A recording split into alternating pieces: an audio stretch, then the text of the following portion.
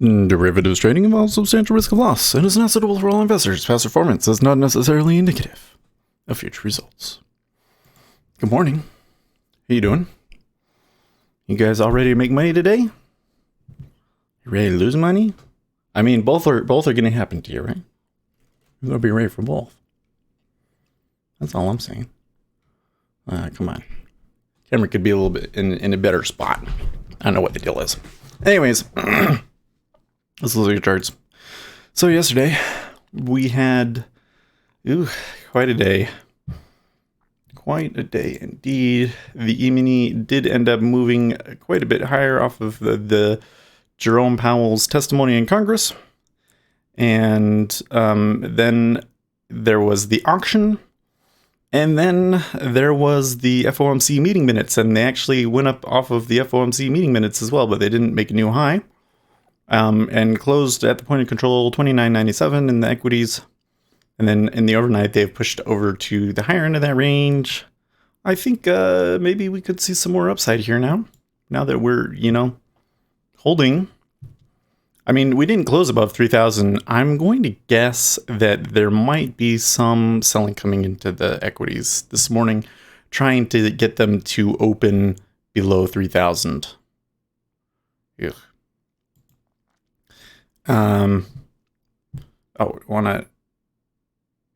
Okay, so something crazy's happening over in the Treasuries.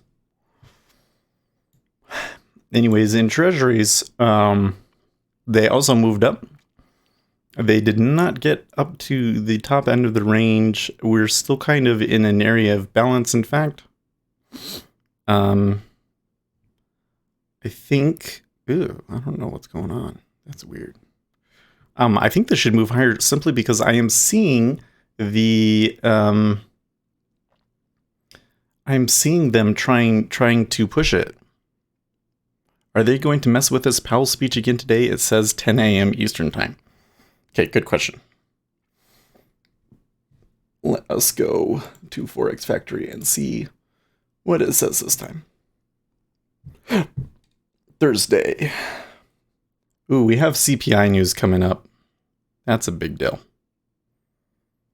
I am quite shocked here that they are moving to Treasuries around this much. I actually took a position in there, but it's not a very good position.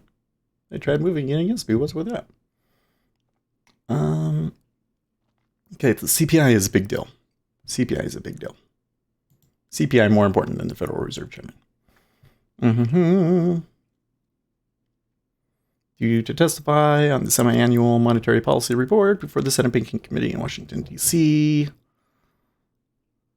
Testimony usually comes in two parts. First, he reads a prepared statement. Then the committee will hold a question and answer session. If the questions are not known beforehand, they can make some unscripted moments that lead to heavy market volatility. Okay, so the answer then to Lucas's question is that there will not be a prepared statement today.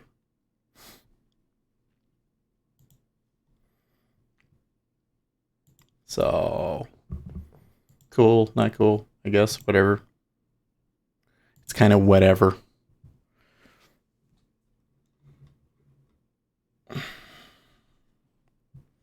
Fill me, please. So that was, they pulled a fast one. They tried to pull a fast one on us there. Let me show you why I know that. This indicator is so fucking good, guys. I should sell it. Look at that. Look at that. So here, before all of this happened, we were seeing a lot of activity, and they were adding bids onto the market. They added bids onto the market. When it came down, there was a huge amount of offers that came with it, and then it flipped. You see that? Look at it on the Vista chart. Right here. It's hard to see, but you can kind of see how it's like it came down, the offers showed up, flipped it up. You clever little bastards, but you didn't stop me out, so come get me, bro. I got 3 ticks. You want it back? Do you often get slippage on treasuries like 1 tick? Yes, absolutely. Especially if you're using a volume stop.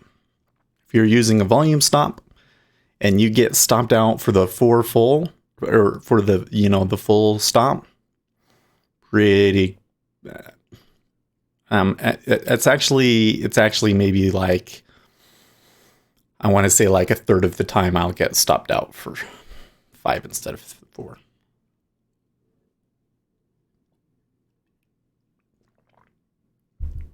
But if you recall, do you remember that one time that I got stopped out for 6? Do you remember that? Oh my gosh. That made me upset. I couldn't believe that.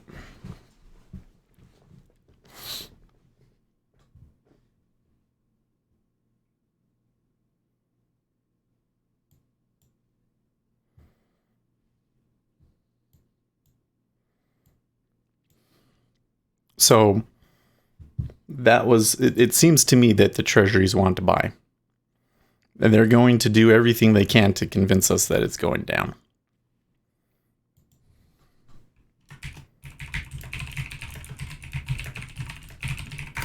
Of course, it all depends on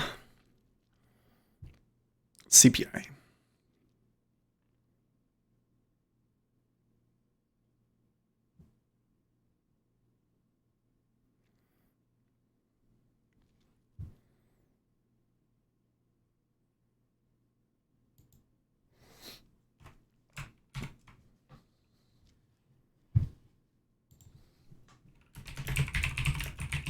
Block by.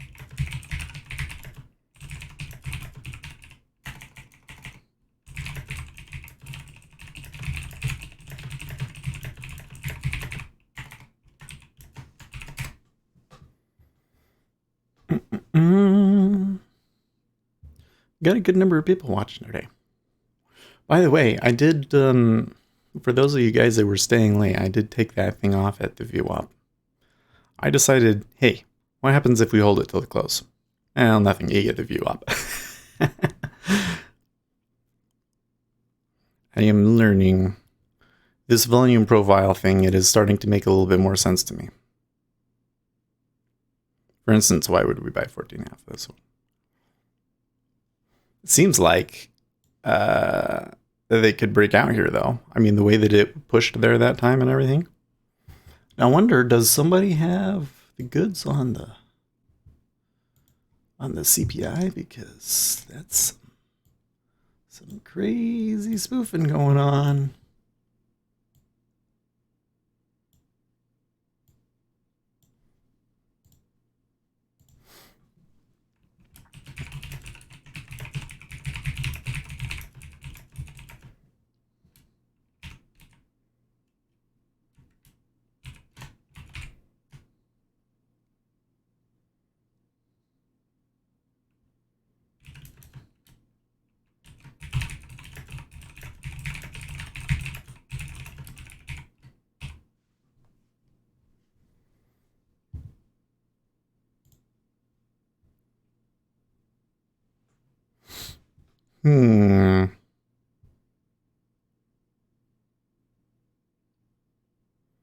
The CPI number must not be good.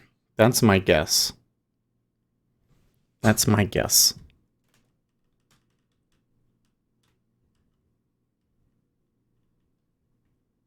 There we go.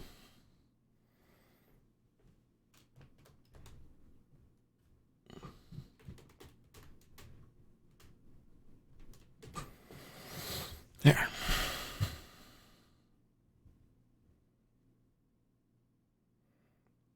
Okay, so they are pulling early.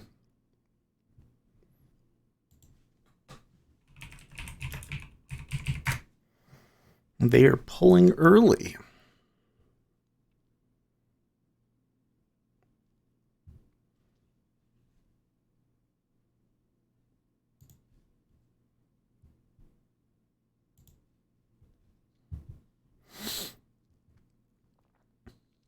Just in case.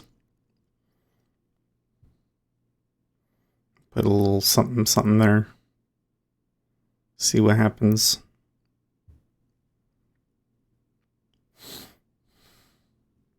One minute.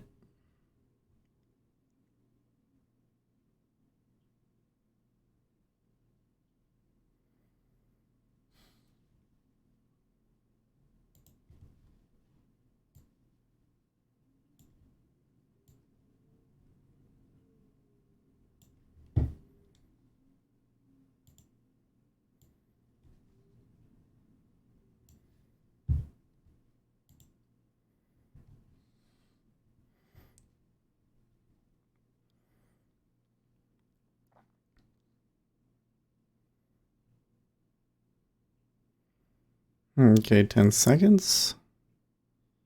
They're buying it. We're expecting core to be spot 2.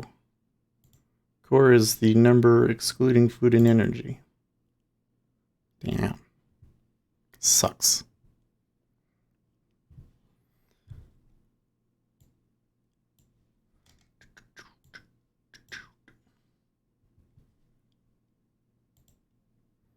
That's crazy. It was higher than expected at spot 3. Well, you know what? That's okay. I got a little bit out of that.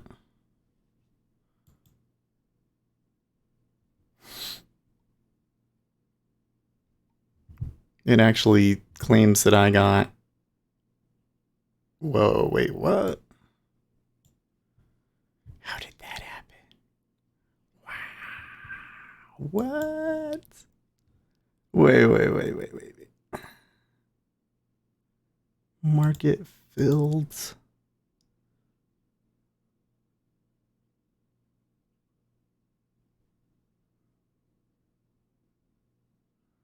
$127.14 is where it gave it to me? Wow.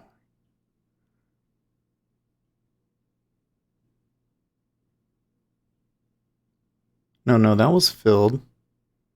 13.5, 14.5. The sim doesn't tell me where the stop filled.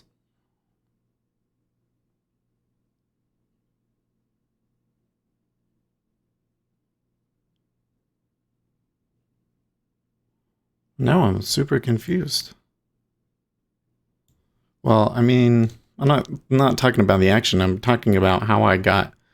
I thought I moved that up to break even, so even if I got some slippage, but it's telling me that I basically got 4 ticks of slippage. Can you believe that? Actually, 6 ticks of slippage because I took +4 on it. That was crazy.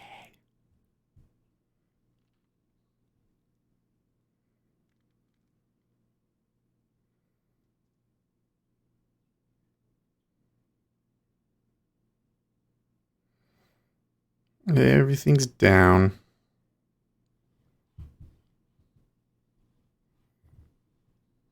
Hey, guys. You remember like a month or 2 ago and the CPI news came out and like nobody cared?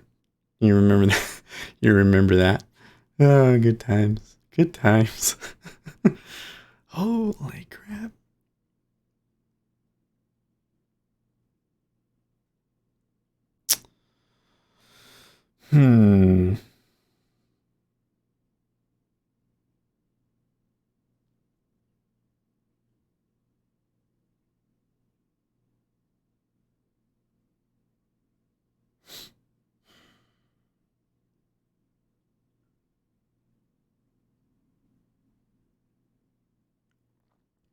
Okay, well, ES took a hit, but they're coming into the opening range and seem to be doing okay with it, actually.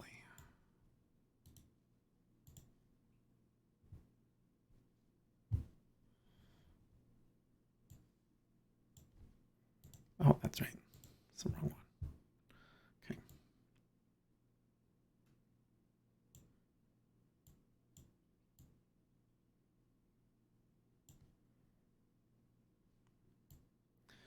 30.5 was where we opened yesterday. Down here.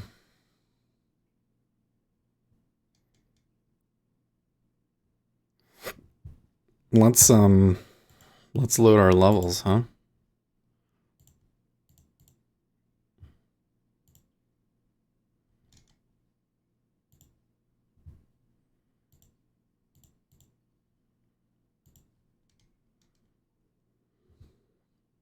The ZB hasn't touched its previous low either yet.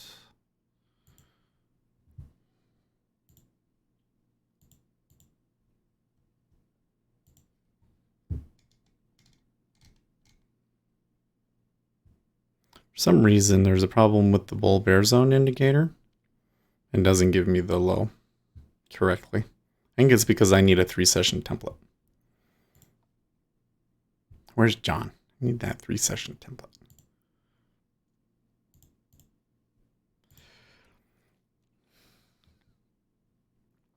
Okay, well, they left a big order down there at 50, 05, no, 06.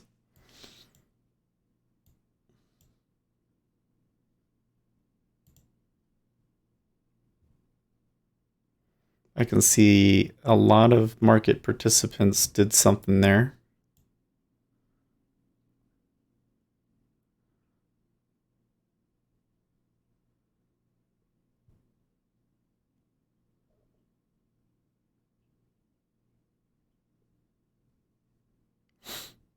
Good morning, Uzi.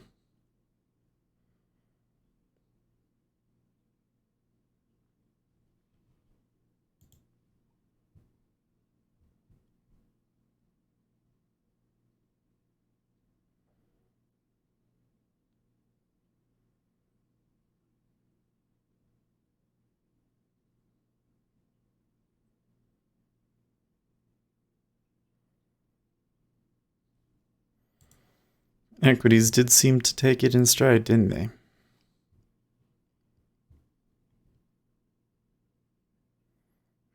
Trump to issue executive order adding citizenship question to the census.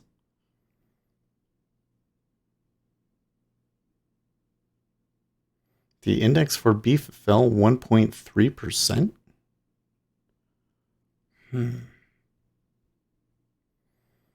The index for household furnishing and operations rose 0.8%, its largest increase since February of 1991.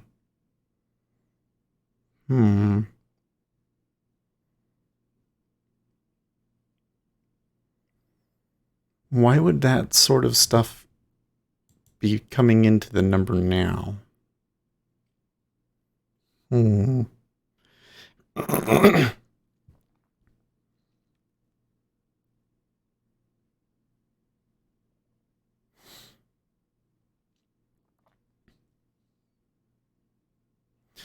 So something I'm already noticing is that they're not going, if that makes sense. Like, there was the initial move. I think that they extended it by 1 tick at one point, and then they bounce off of it and they're coming back here.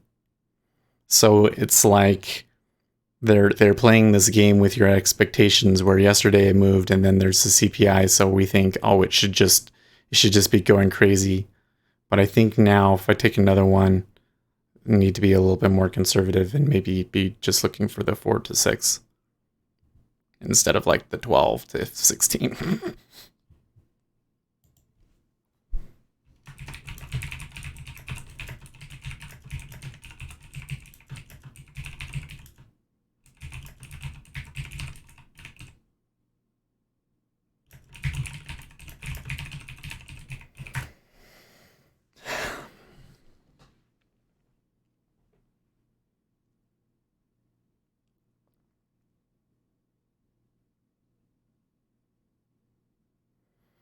Pretty wild trading.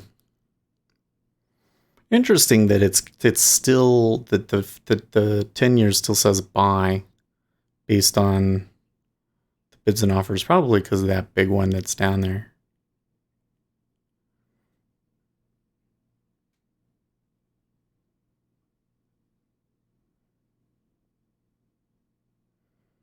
Now I can see the profile. Now that's interesting as well. ZB is actually coming back into the middle of its profile there at 15, whereas the 5 and the 10 year are basically in no man's land. Eurobonds see same range and another breakdown. 6J moved a little bit off the news, but it wasn't like crazy.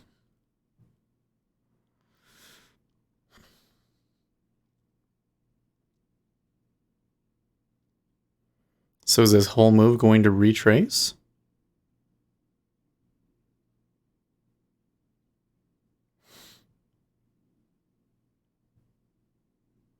See, watching this, normally this would be action that I would be really excited to get into. But I'm a little... what I'm looking at right now just looks like noise to me.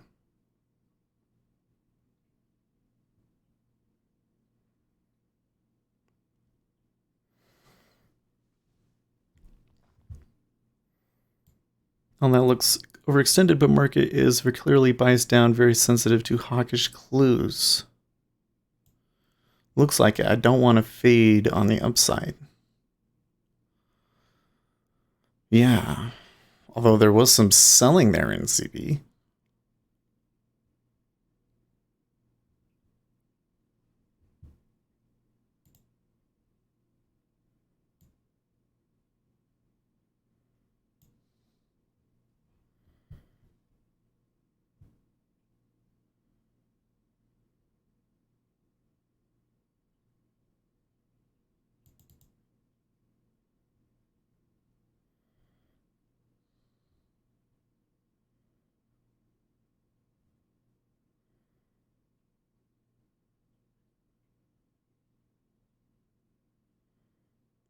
He said as it breaks down again.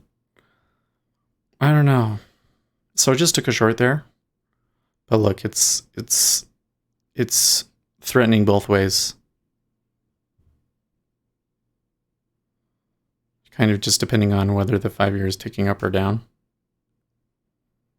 Or even the E-mini is kind of moving it a little bit too.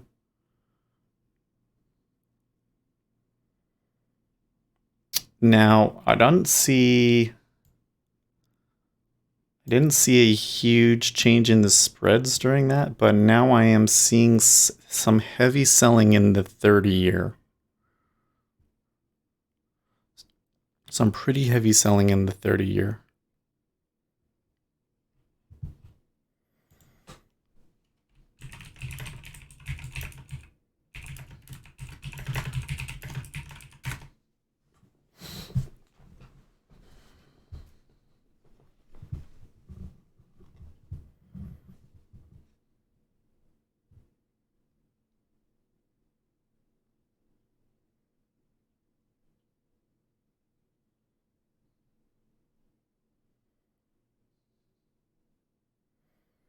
I can see here again, people are adding a lot of bids and offers on the market. So I don't think that this is actually a spot I want to be in now.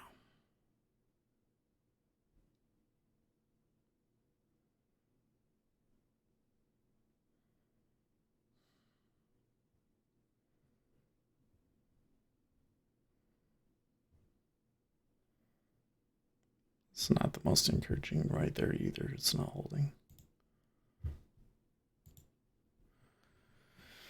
12-month change for core CPI has been in the range of 2 to 2.2 for 11 months in a row.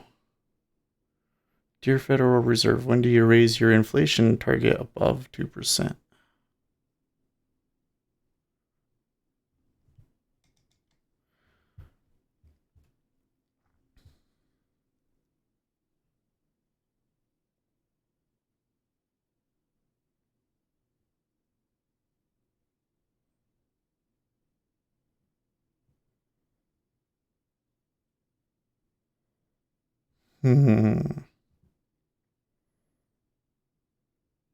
You know, and I wonder, did Powell know this when he said all of his comments yesterday?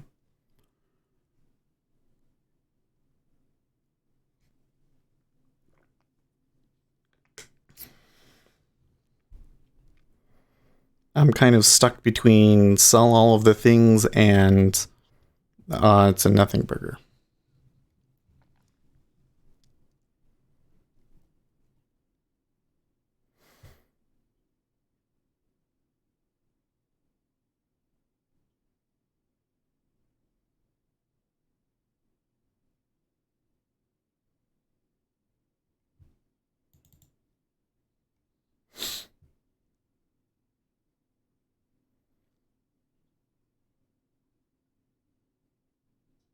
Oh, now it gives it to me, huh?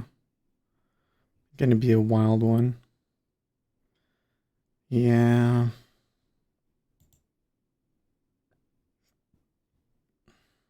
I kind of took it on the nose there, too.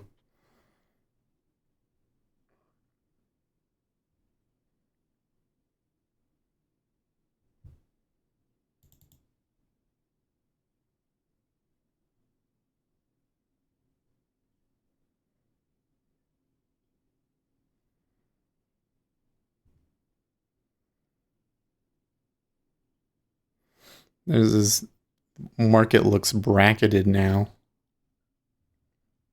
I wonder.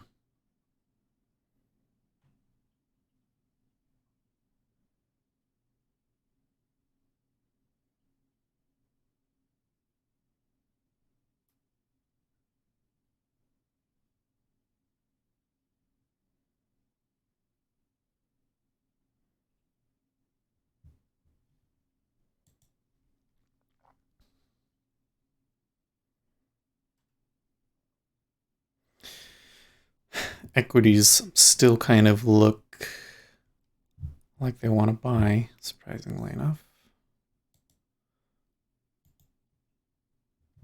Should change this E-mini thing here.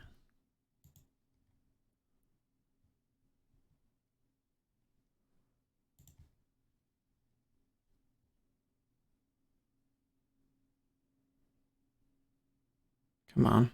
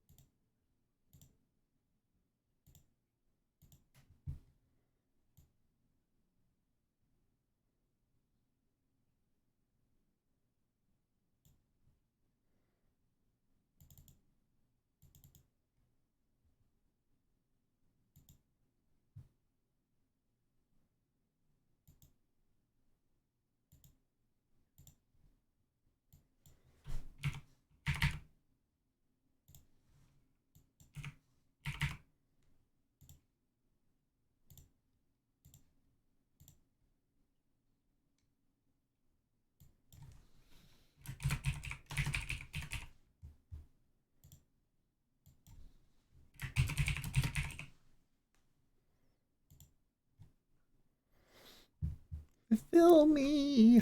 Ugh. So that is not necessarily positive action for our short, is it? That it's pulled to 700 and I can't get filled.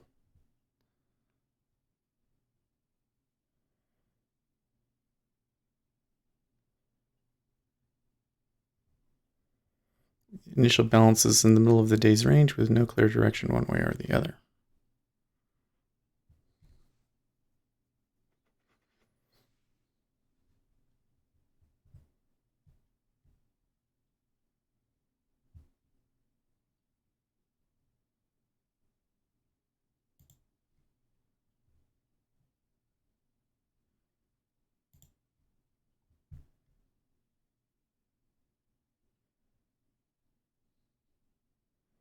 Well, they just got sucked right back up there, didn't they?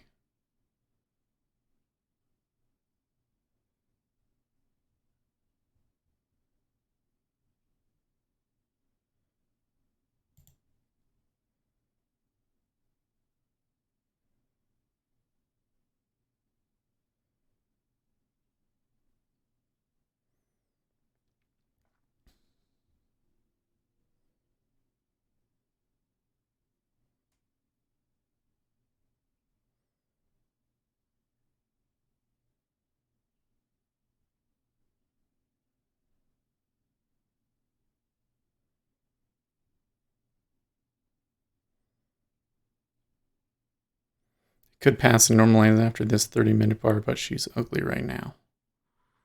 Yeah.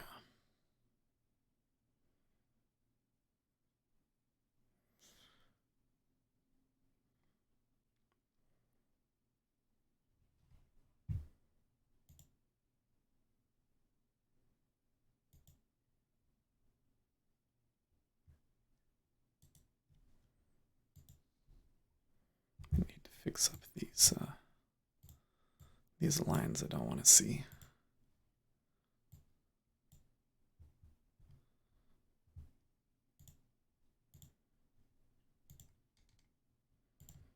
Just make them transparent.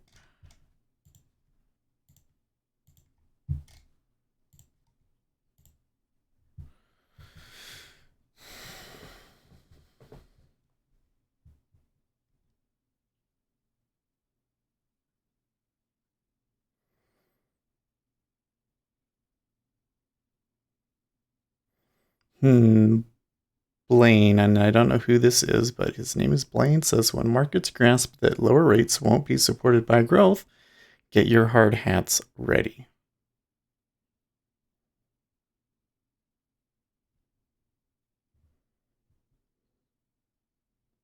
Well, here's the problem that I have with that statement. CPI was higher than expected. Why was CPI higher than expected? It appears on first glance and Twitter headlines, at least, that it was higher than expected because of global trade tensions. So, in that particular situation, yeah, you're going to get inflation going up, but economically, does it matter? Do you have a risk of the economy overheating and inflation spiraling out of control in that situation? I'm not so sure. I think that the prices just go until they've normalized from the tariffs, and then they would probably go back to being really low, if not more likely to be really low because prices had already moved up a bit.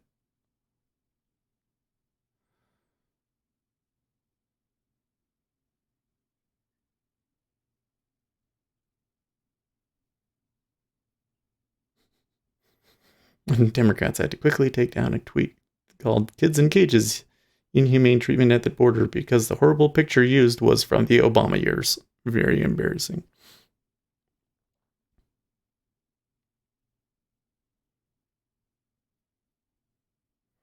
So are they going to get sucked down to 07?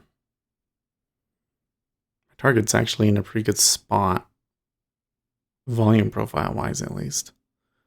Not on ZB though. ZB it's at 05.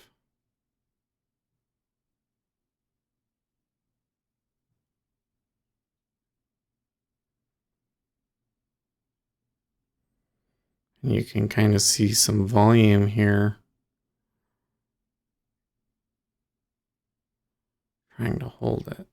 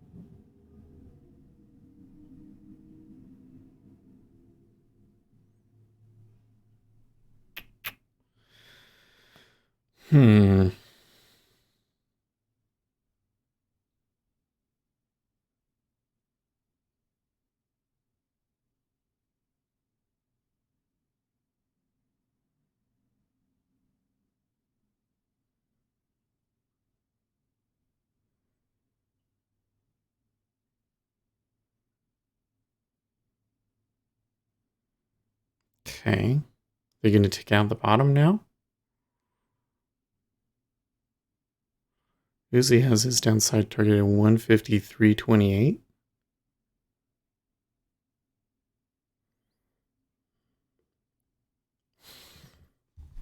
Now I'm like, where does he get that? I see. I see.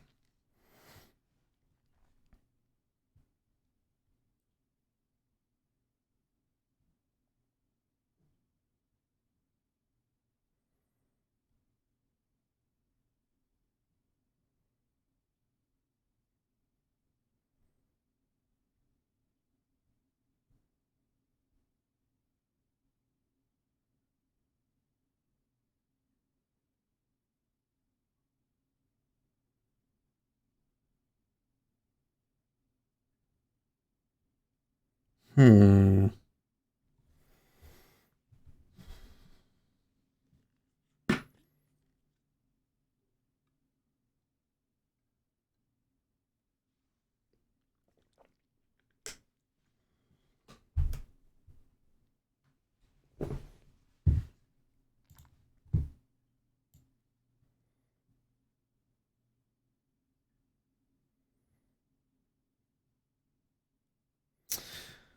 So the thing that's I'm still kind of pondering over in my head is the pre-market action indicated to me that something was up with CPI. That was very clearly correct. But my reading about what direction they were betting it was completely wrong. So why is that? Why did I get it so wrong?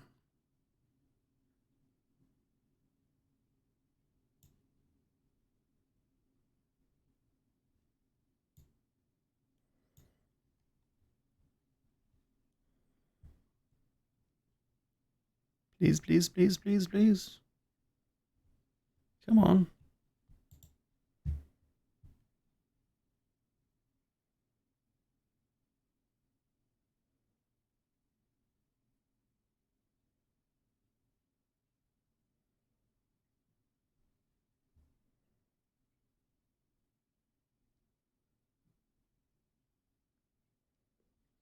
If this gets filled, I think it'll be close.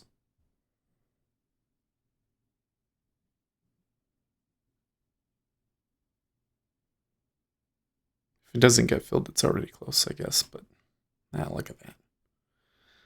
Ah. So it's like that, eh?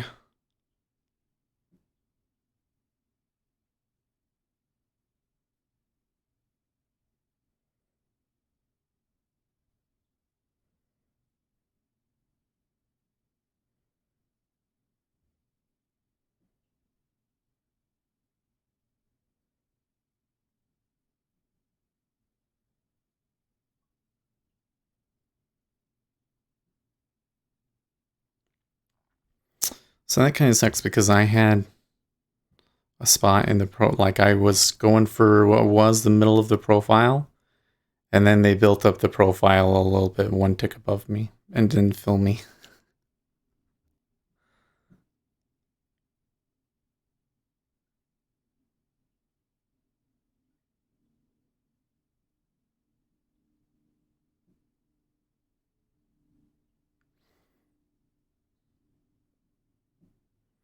It's trading a lot of volume through this whole area, though.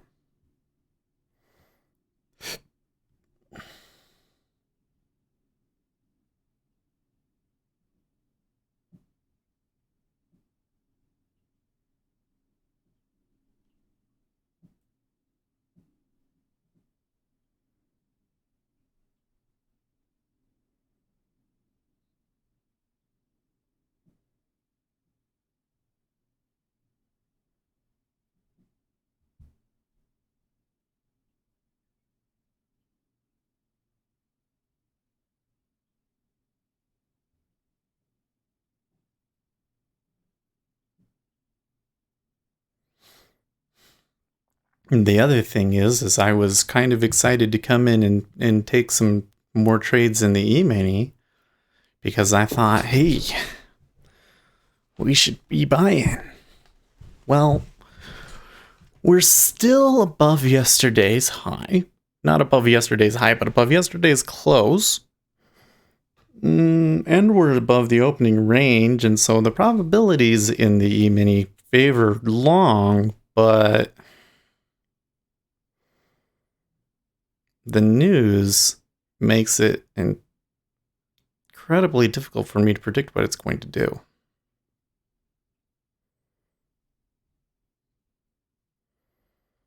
Especially since they took a hit, but they didn't take a huge hit. I mean, if yesterday's rally, and then some, really, when you think about it, if that whole rally is predicated on lower rates, and that CPI number just made a huge hit to lower rates, and of course that's kind of an uncertain assumption, but if that is the case, then there would definitely be reason to be selling the E-mini here, right?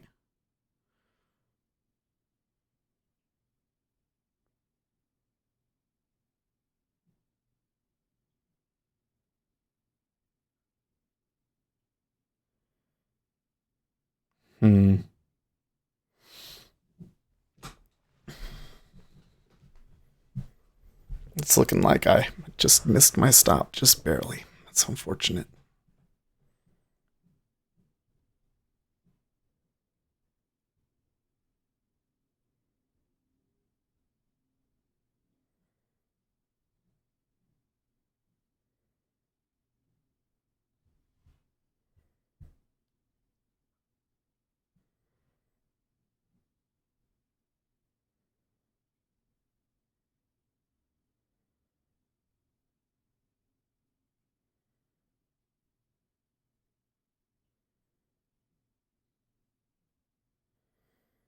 There's the E-mini making a few ticks up.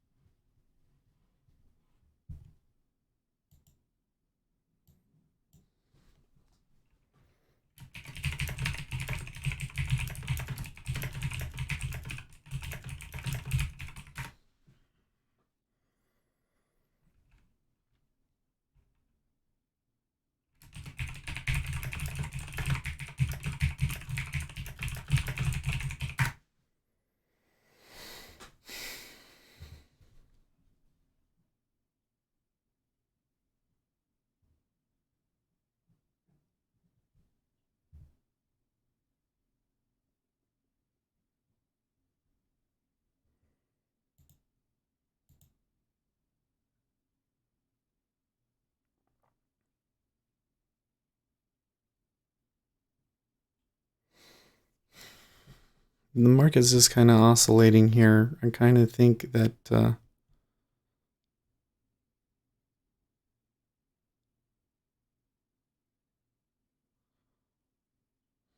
it's either doing this to make us bored so that they can push it down again, or it's going to consolidate here.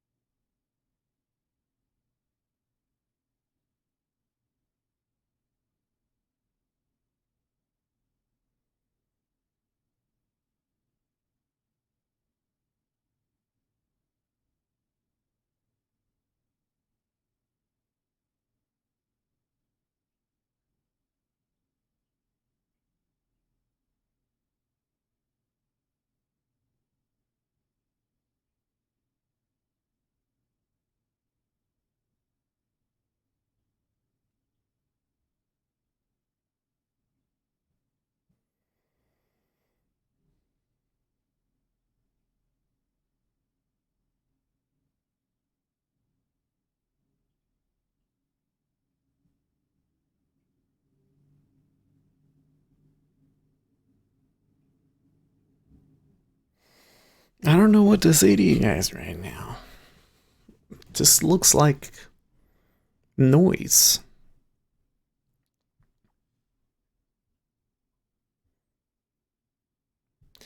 Well, that movement in the evening, that doesn't look like noise. That's buying.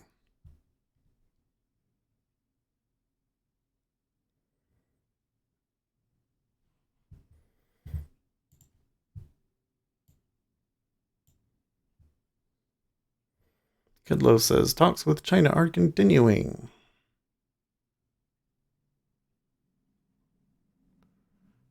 Trump weighing sanctions on China as they defied U.S. sanctions importing more than 1 million barrels of crude from Iran a month earlier. Well, I mean, if that's what happened, then you kind of have to. Looks like a pullback to me, standing there close to low of day. Probably most think fading that breakdown could be met by more bigger sellers soon. Decision spot, says Alligator.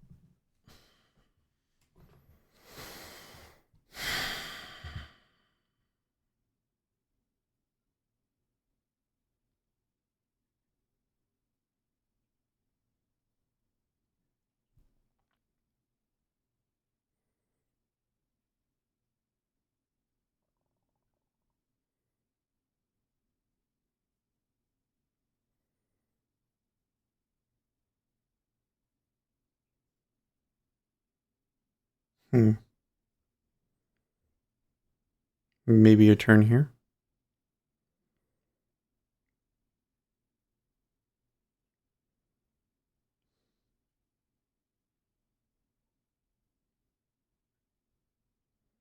Kind of feels like it's the little guys driving this market though right now. Like, now that we're getting up here, I'm seeing more activity. So maybe it's going to flip it on them. Oh, that was a strong bid on the way down.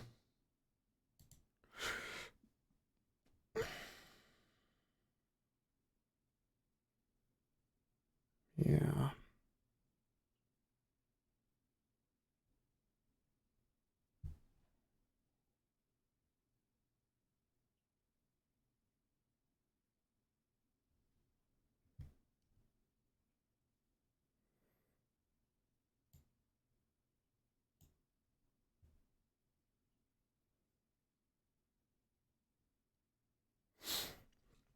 Oh, I know what I can talk about.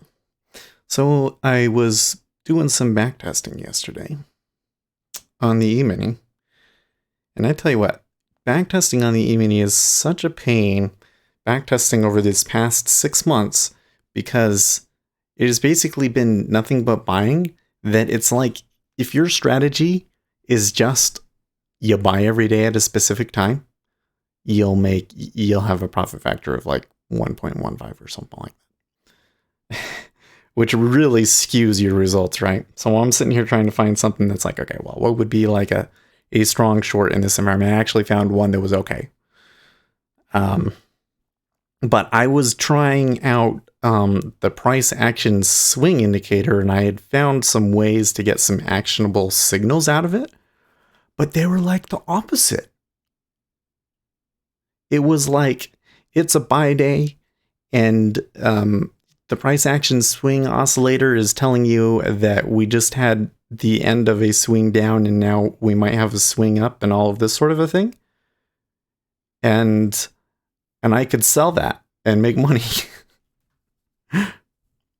In fact, if I really narrowed the window by like only doing it at a specific time and only when a bunch of other indicators were in line and everything, I was actually getting some things that were like profit factors of 4 to 16.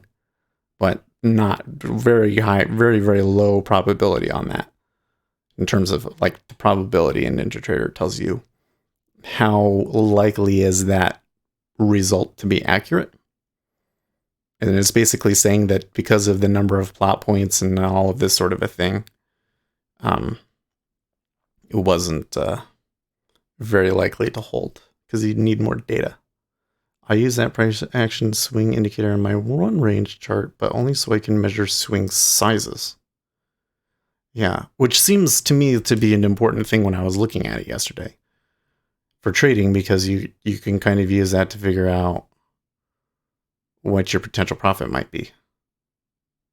You know, like if we're having 8 tick swings and you're already, you know, the swing has already gone 2 ticks, then you shouldn't be expecting more than 4 to 6 ticks out of it, right? I wouldn't use that thing for entry signals, no.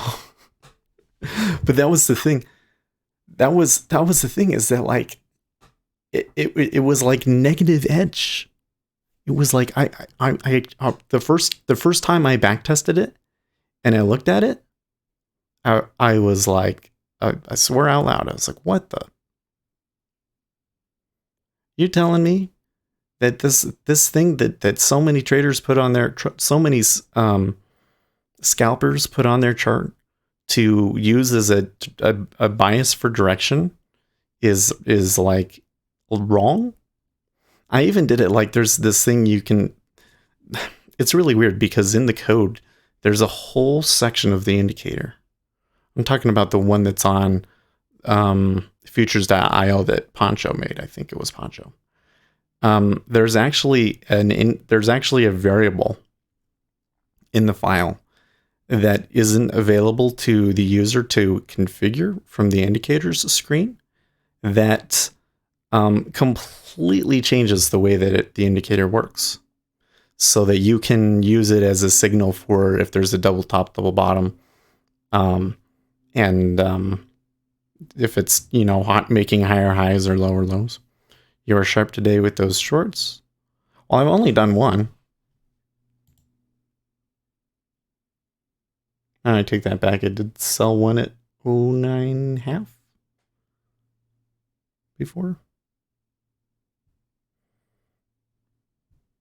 Now, the one that I did do, though, was pretty good, wasn't it? I think, though, because I'm not seeing big players right now. I'm just not. So I think that there was probably a bit of luck involved in that. Yeah.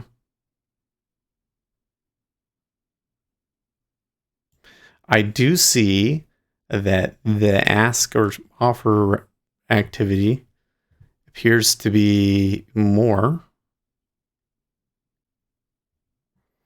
Oh, I thought you took profits in one short again. No. I actually had that order up there at 01 at 11 this whole time because it didn't get filled. But see, there was...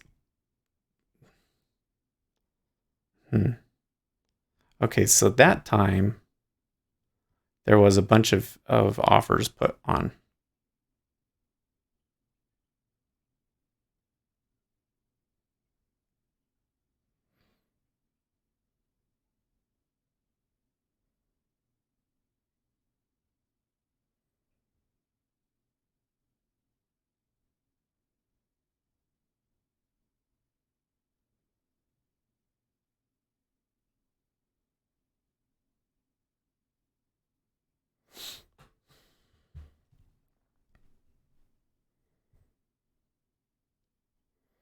That one might have been to try and get people to buy, and then they'll disappoint them.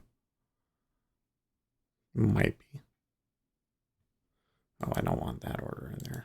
Let's get rid of that. And sure enough, it ticked down. And another tick down.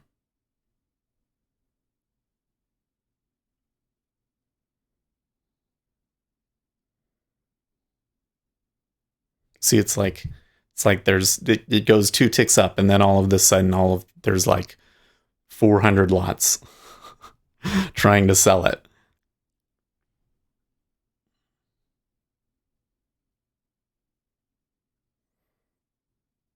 They used to use something similar in FX, constantly butchering the code for zigzag indicator and using it for entries. That's weird.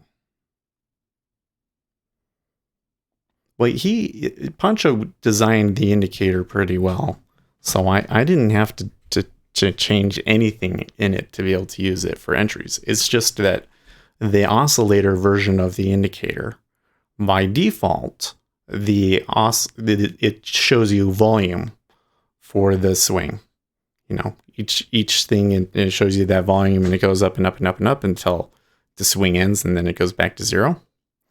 But there's a variable at the top that if you change it, it changes and there's an if statement in there, which is why I'm like, why isn't this a property in the indicator that you can change? So if you change it, then there's one mode that just tells you if it's showing uptrend or downtrend. And then there's another one that will show you like double tops, double bottoms. It's called a relation. So I changed that and then started doing that. But then it was like the same thing. It was like those double tops and double bottoms. There was no edge in those at all.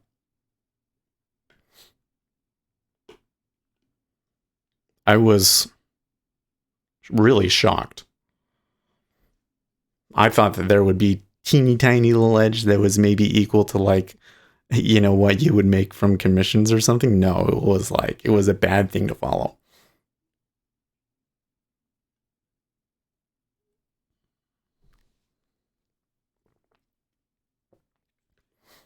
And some of the best trades that I've found, although there's problems with it, I can't. There's always a downside to everything. So like with some of the trades that I found that were really good, they're like, they don't happen enough, or you don't have enough data to really truly confirm. But one of the ones that I found is there can be these weird situations where you get the indicator, you know, you'll have like CCI is a good example. You'll have CCI says that it's like, you know, really high. It's like over 200. And then all of a sudden you get some sort of a reversal higher. Oh man, you fade that. And that one was good. It was like this bizarre combination of the indicators that when I did it, I was like, this should never happen. You should never be where this is basically saying that you're well overbought and that you're already on a downtrend, and then this thing says that we're like underbought or that we're oversold to the extreme, and then they shoot up a little bit and it reverses. Probably, but that could be just a data, you know, aberration, because it didn't happen a ton of times. It was only like 30 times or so in the past year.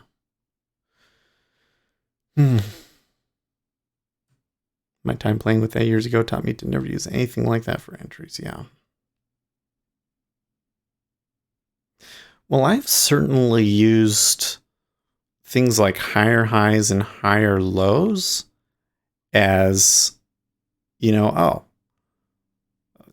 I just got a higher high. Maybe I don't want to be in my short anymore.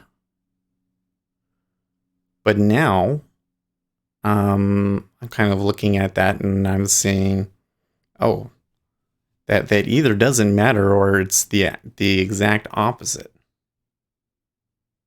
Like, kind of like in this situation, I couldn't get filled at 07.5, right? That's what it touched last time. I couldn't get filled. But they came back up there and they filled. What is the chances that they stop at 07.5 again? Well, they're a lot better now that you got that uptick and there was a good bid with it. Some good bids trying to hold it there.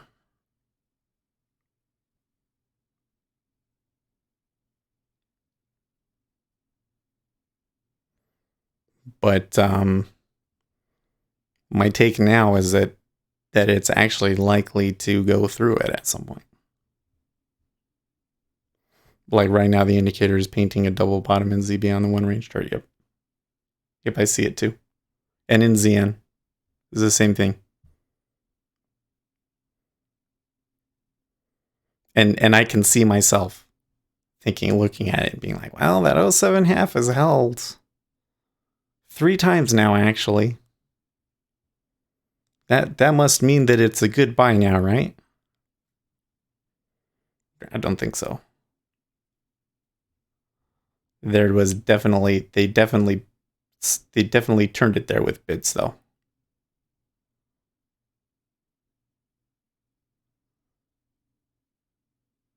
They definitely turned it.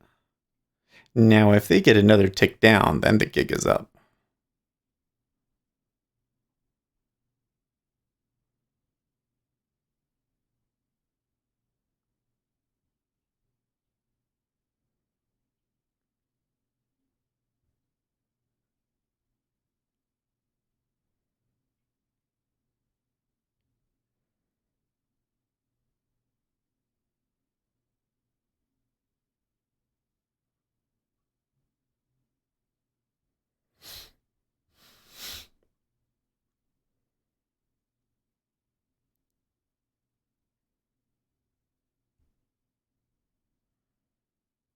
We are starting to get more large activity coming in now.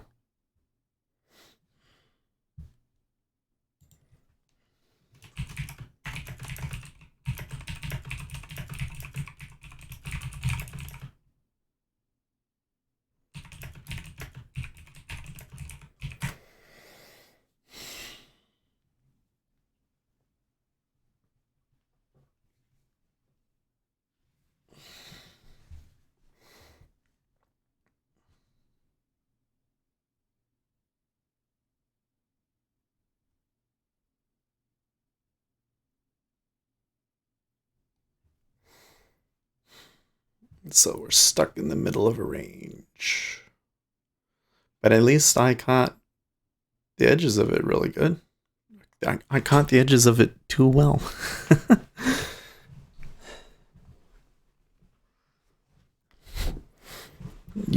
UK Treasury Minister Truss says Prime Minister's May Brexit deal is a dead duck. Let's start afresh. Yeah, welcome to like 4 months ago, dude.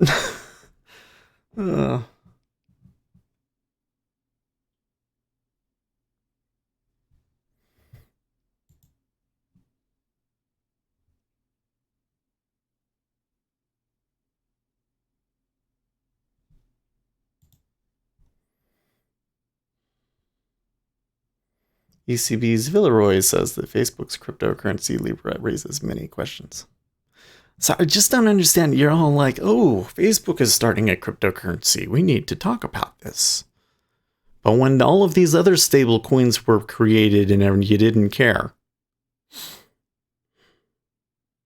Well, there you go.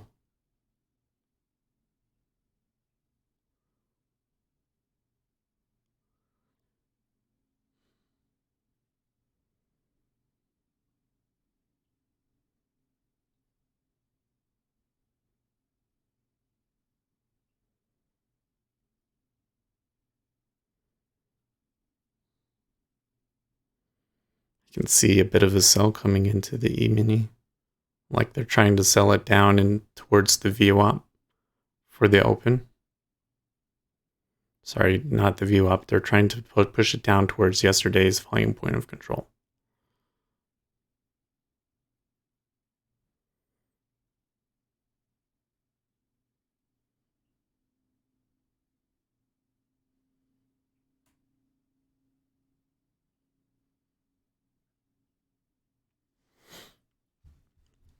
Then the overnight profile doesn't really tell us much of anything. Except for that.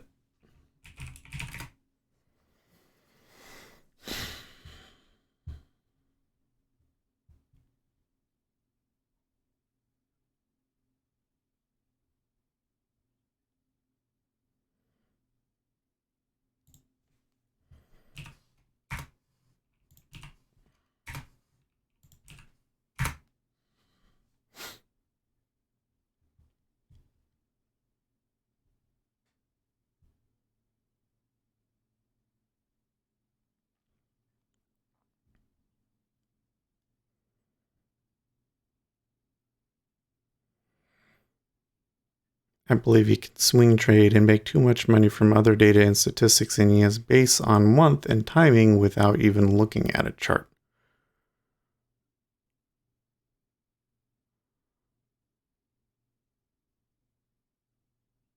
Yeah.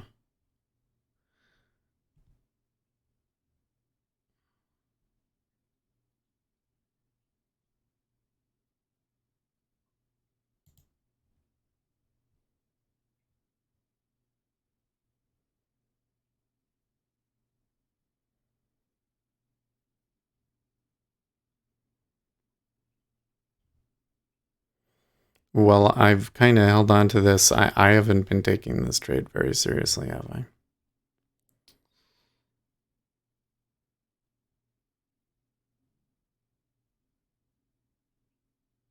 So I've been getting a lot of good runners and treasuries that come back on me.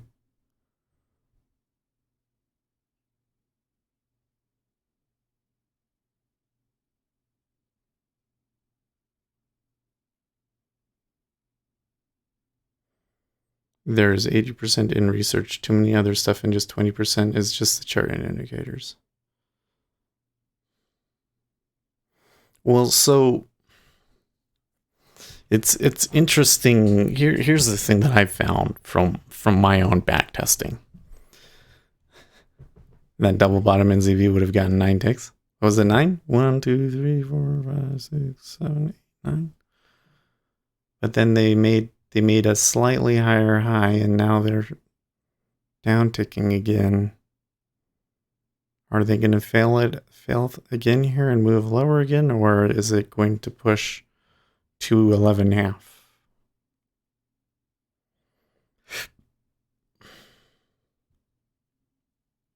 So the other thing, though, that I did in this trade, and this is something that I've wanted to do for a long time, but for some reason I was never able to get it to work until today, was I scalped 1 or 2 ticks around that price several times. And look at that. Now, even if I go to the full stop, it's break even. That's kind of why I'm not touching it, because I feel like, well, I definitely should have taken the profit. I wasn't paying attention, but I kind of am trying. I want to let it run because I want to see. You know what I mean? Testing out something new. I want to see if it goes. Okay, so when we got up there was some big asks again.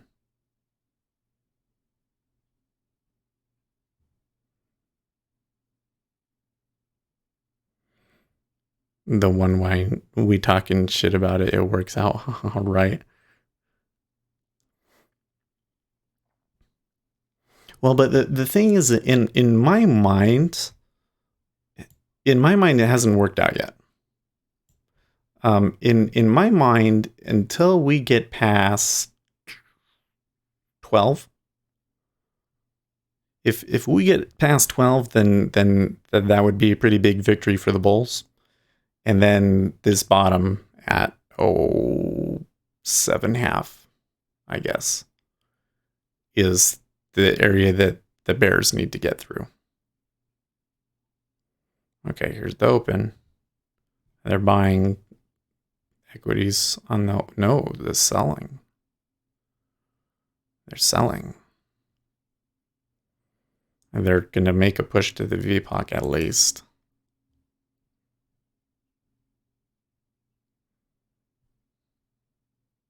That's probably those guys'. And then these guys, they're going to need to get to the previous high.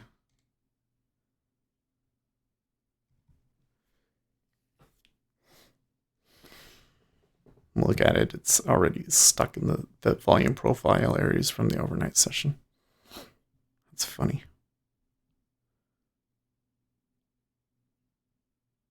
Yeah, I mean, there's not much denying that had you marketed in when that thing drew the yellow circle, that you would have gotten 7 ticks at least.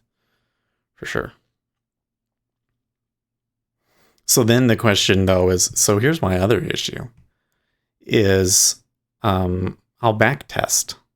Well, there was another thought I had earlier that I forgot, but I'll come back to. when I do a back test, the biggest problem that I've had in back testing is taking profits. Because if you're only looking for the opposing signal, you know, let's say that there are, you know, in a day, there's like 20 turns that you could potentially trade and make money off of. Okay. And your strategy narrows that down to 3 actionable trades. Okay. Well, that means that on average, there are 10 spots that could potentially be the end of your move that your indicator will not give an opposing signal for.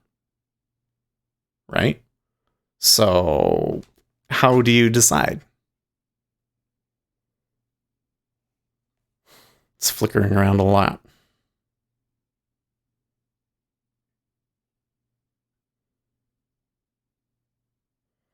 There was a lot of activity there, though. That's kind of weird.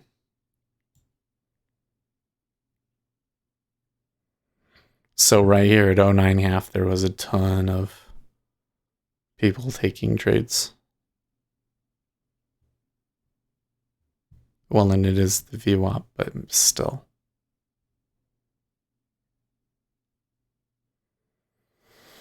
Trade based on charts is just a game. Well, so then the thing is that most of my back testing I have been based on trying to take order flow things and turn them into charts. So it's almost always based on volume. It's almost always based on there being a lot of volume and, you know, certain things like that happening. But anyways, so the whole thing was, okay, so say you took the double bottom there from 07.5. How many ticks are you supposed to expect to get? Do you just say, I got 4 ticks and get out? Or you have some other thing like the top of the profile at 11? You know, that sort of a thing. I think it's going to go through me this time.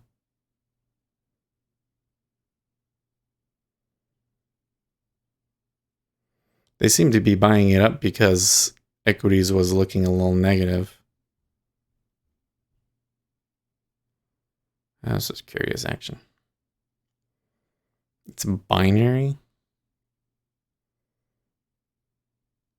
Well, anyways, the gist of it is that has been by far the biggest challenge in making an automated strategy.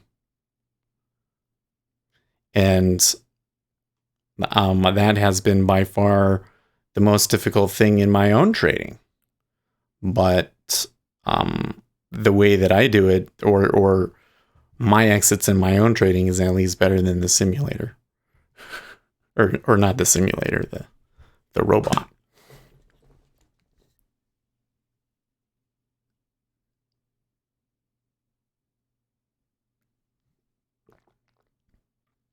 That and that the best ones that I've found don't happen very often.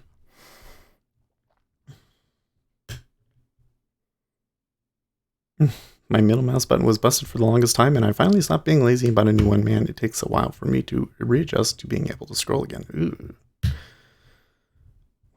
I would not be able to do that.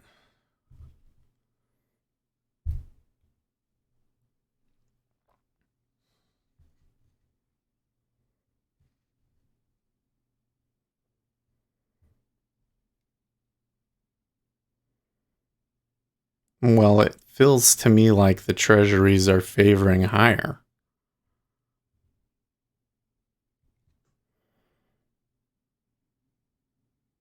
I don't know if all of that makes sense, though.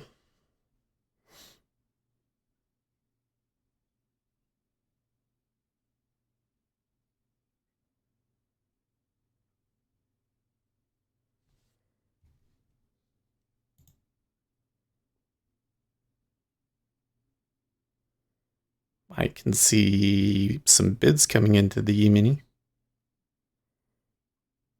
I buy these $9 throwaway mice from Amazon, and for whatever reason, I said, why would you do that?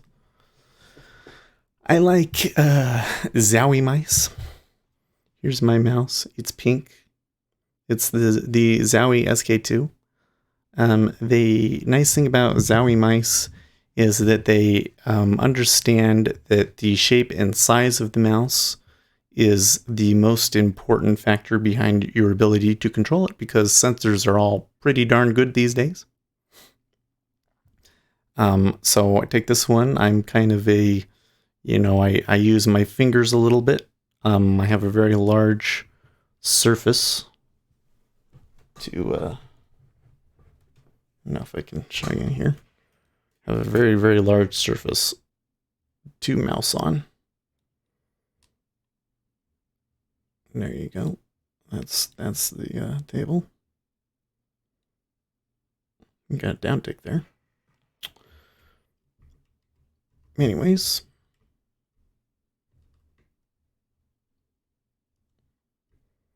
So yeah. Go get yourself a nice mouse. This one is about $70. So that's another nice thing about the Zowie, is that they're cheap.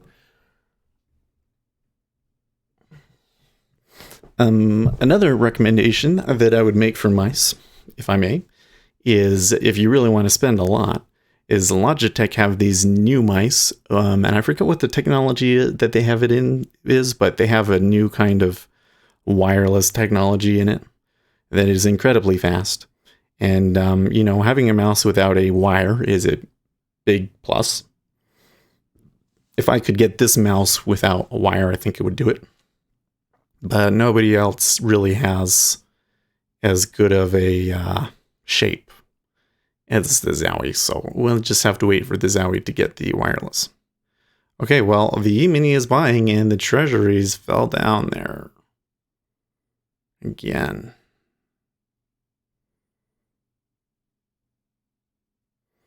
My son said that my wireless mouse is bad for my health. I buy the VicSing from Amazon. It's a throwaway, sure, but it's a decent for $9. Yeah. I've never heard of that VicSing. Now, is a wireless mouse bad for your health? That's I suppose anything that's generating radio waves could potentially be considered bad for your health by people, but I mean, come on. I think that your Wi-Fi router and everything else in the environment is probably going to be a bigger deal than your mouse. The radiation coming off of your processor is probably worse for your health. Maybe you need to put lead shielding around your computer. I don't game and stuff, so there's no reason for me to have a Mega Mouse. Well, yeah. So I have this mouse because I game, and the accuracy is important to me. But I think even if I'm not using it for gaming, I would still get a mouse like this one.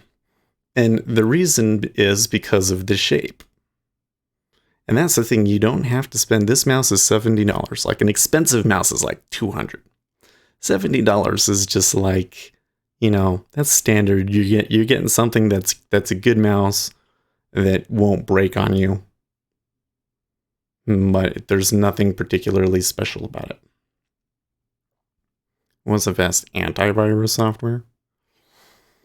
Well, for antivirus, I would go online and look at these tests. The websites are always doing tests where they'll throw a bunch of different known viruses at their virus software to see which ones get caught and to see how fast they're able to scan the computer and how much memory they're using. And if you look, Nod32 consistently comes out on top in those rankings.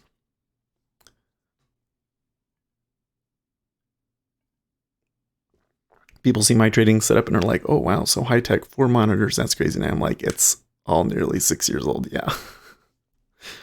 I've been watching the monitor because I got this 27-inch. I got a really good deal on it. It was like $50 for a 2K monitor, right?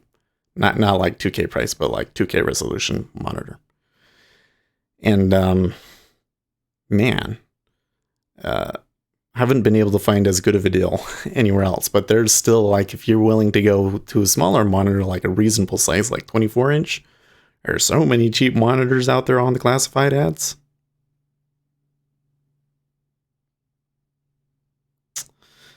Well, the one thing I am noticing, even though we are basically at what would be considered the volume point of control for this part of the profile, it's not a new volume point of control for this session, but it is for this profile. And the profile today seems to indicate a trend down day. But I am noticing that we have spent a lot more time above that point of control than below. We've only pushed down there twice.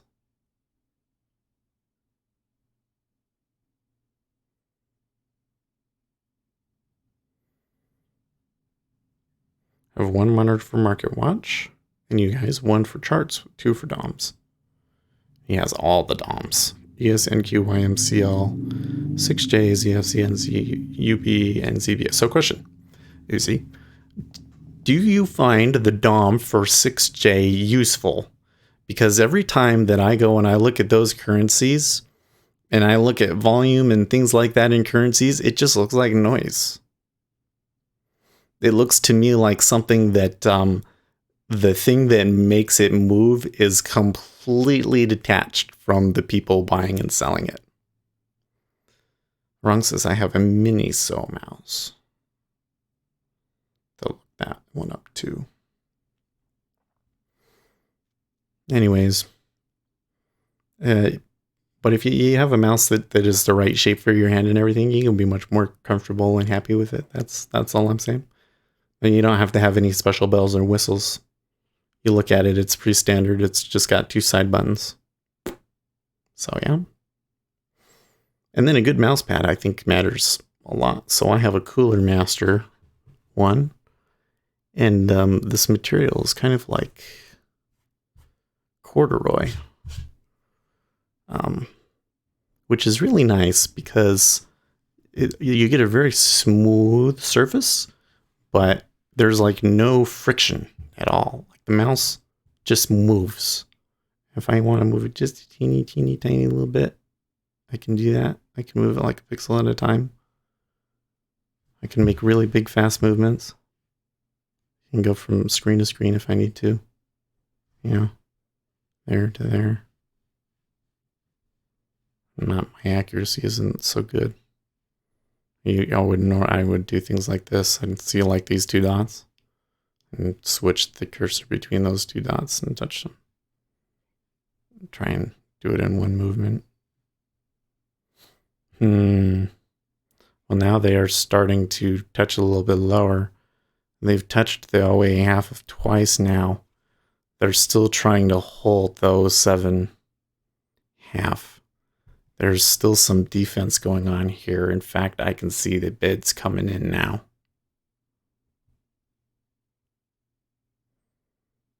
Somebody seems to think that they're going to hold it here. Somebody that's worth at least 400 contracts.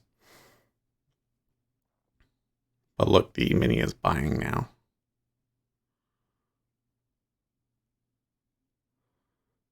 Okay.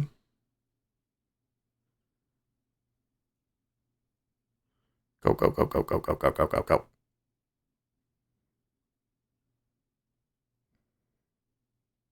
Do it. Do it. Come on, do it. Oh, there's a loophole. 500. Come on. Come on. I need to see the 5-year here.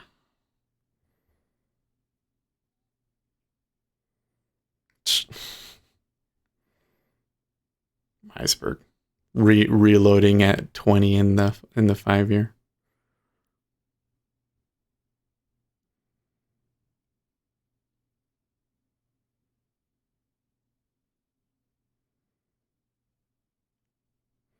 I could trade without all the monitors, but I built it years ago, and I'm not going to toss perfectly good monitors. Do you have any monitor stands for that, so that they're all, do you have like one of those big monitor, 2-layer monitor stand sort of things? So I'm thinking about getting that, because then I should have more desk space, but I don't know. Okay, uptick, not an incredibly strong one. Some reloading at 8. I can see some asks stacking up now, though.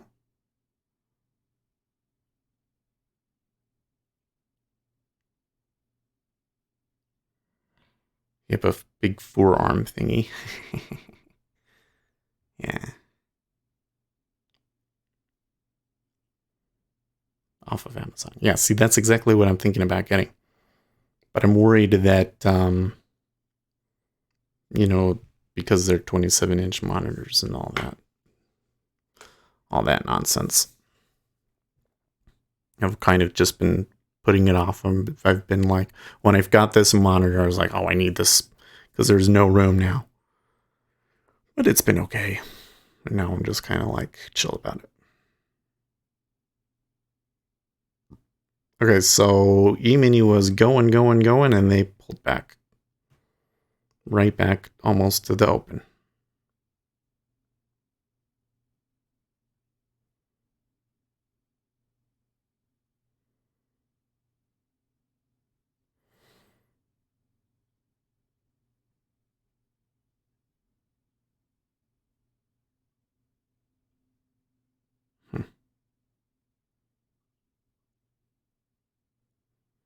Well, 5-year did make a tick lower.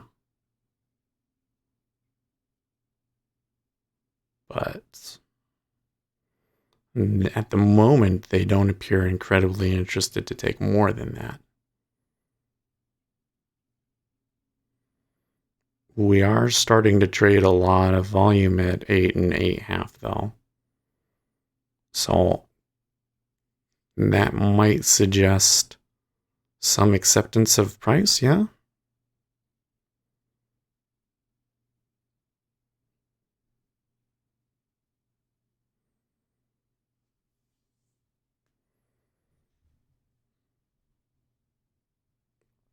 I'm super tempted to move this down to 0.5, but then I remind myself that the range appears to be consolidating. I think that what you could get is you could get a break of this range on the bottom and then a quick snapback. Like maybe they push through this 0.6.5 and then that's it. I don't know. Because I'm just thinking if they fill me at 0.6.5, then you're on the big order. Then wouldn't they try and sell through the big order at that point? Or would the big order pull? Took some finagling. Wait, here's my setup. You got a picture? You can give us a picture. I love pictures. Let's talk about chair. So I'm not sure if I'm happy with my chair. So I have a chair from IKEA. It's like the nicer chair. It was like $700, I think, at the time. I probably paid too much for my chair.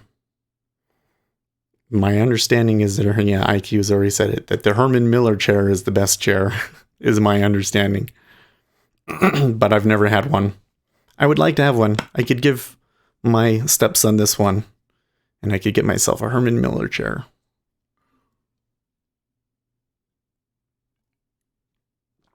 But then I think, you know what? I'd rather have $1,000 in an account. Put $1,000 in an account than have a nice chair. My couch is my chair? No. How can you sit for hours at a time trading on a couch? Ugh.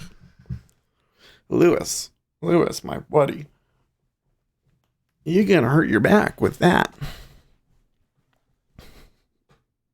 Oh, and then we can talk about carpet. Well, I need to get one of those like plastic things to go on the floor, so it can roll around a little bit better. Something like that. I don't know. Okay, 0.7.5 went offer. And the E-mini is pushing up on the highs again. But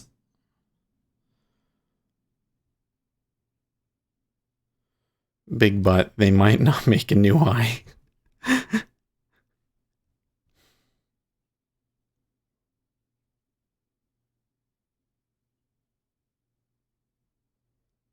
There was a ton of asks and bids. They are fighting it at 07.5.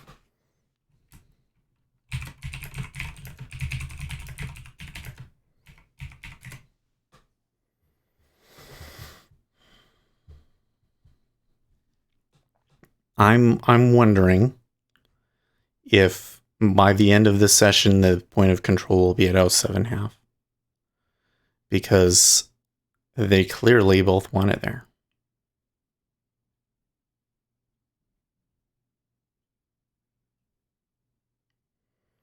ZB going for the 28 now. Let's go.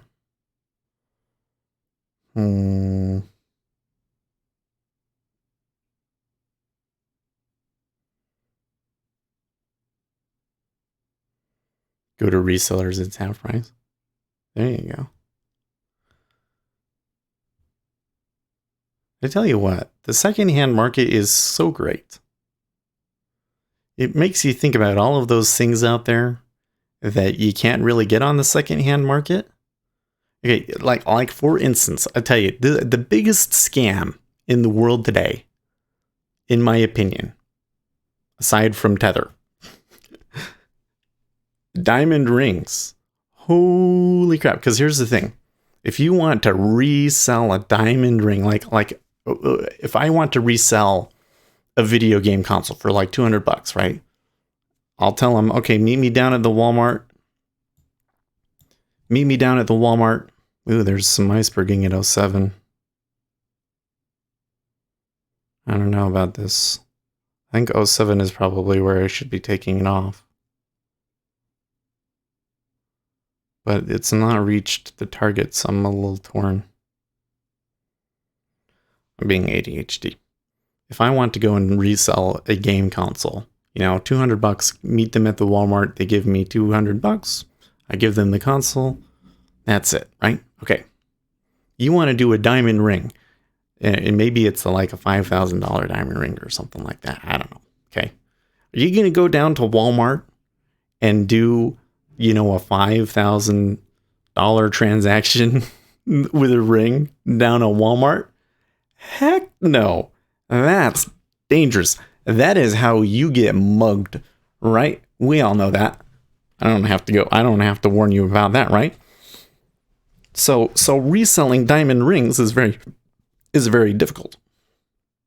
And what you can do is there are websites that will put it on, what is the word?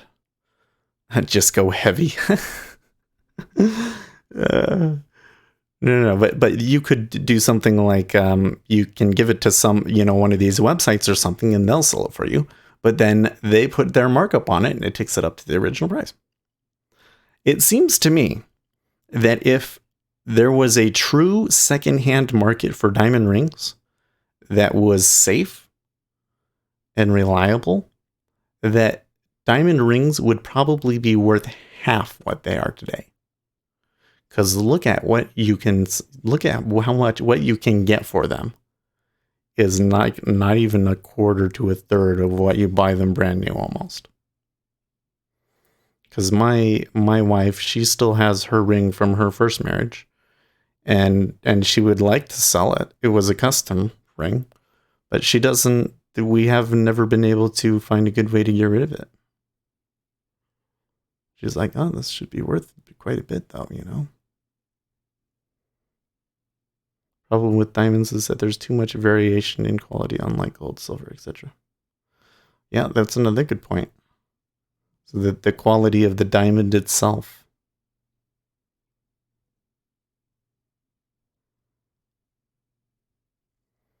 I think what just happened there was they had a battle at 07.5, and so they hit into 07. And the buyer said, look, see, I'm willing to buy it here. Two balance needs more pressure. Bulls defense feel in danger. Two balance needs more pressure to break. Are going to revert soon. I don't know.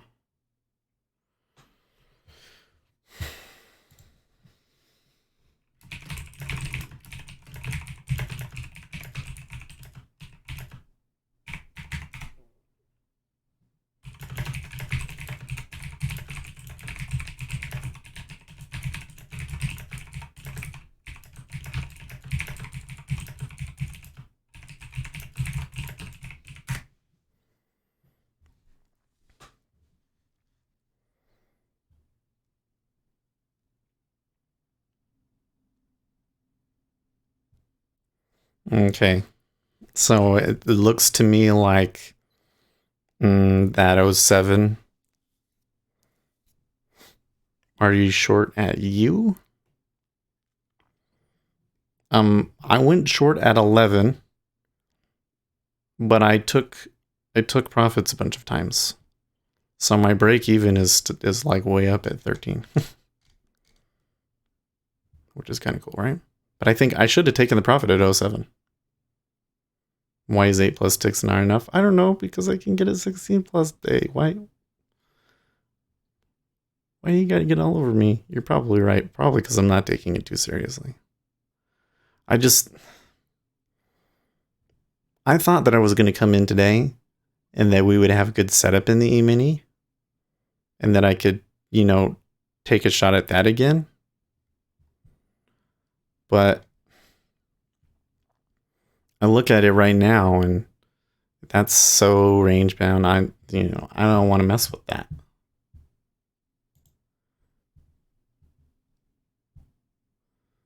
We have some, the Fed chairman starts testifying in 2 minutes. So I do need to think about taking it off.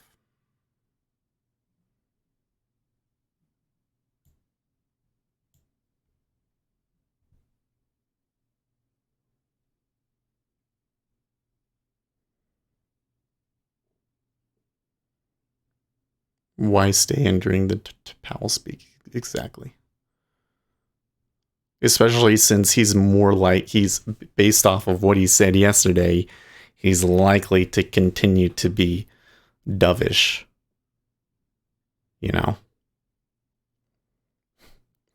Like just think about this scenario, right?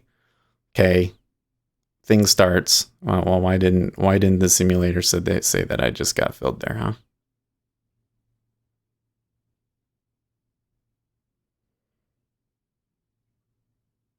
I mean, I can take it at '07 if you want.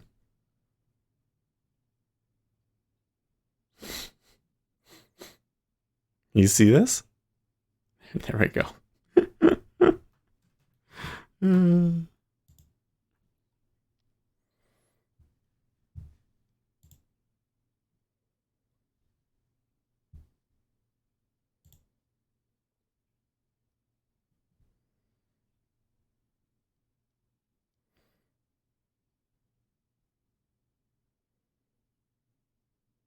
Oh, I forgot that in Treasuries I had those losers before, so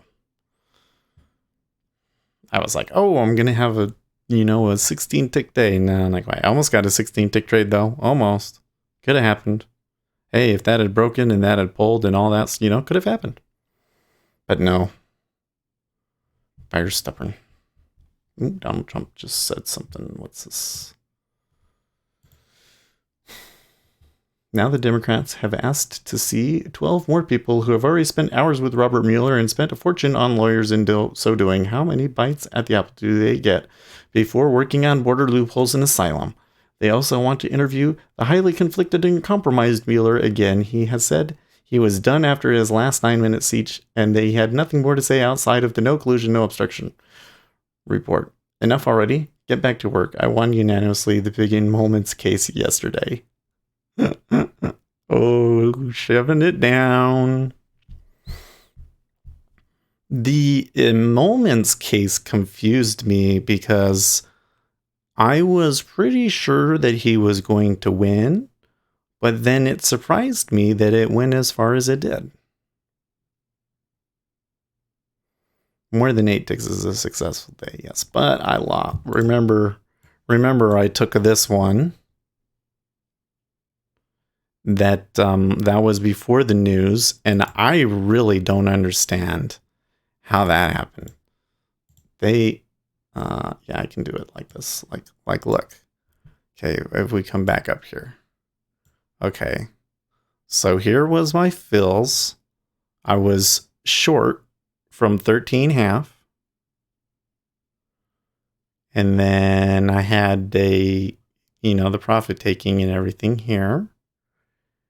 And then where was my stop? At 115.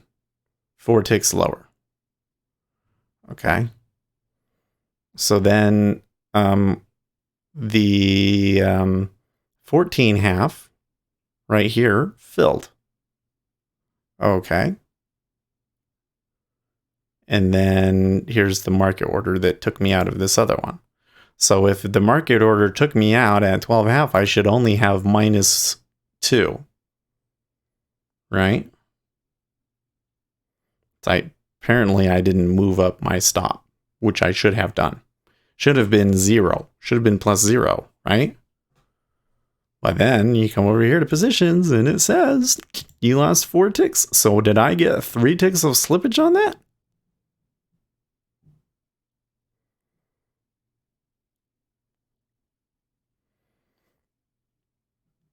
If you can make 2 ticks a day net with 10 ticks a week average, trading a 2 lot is 1.2K in 1 month. Nah, really? You might be right. I think I can do that. Absolutely can do that, because check it out.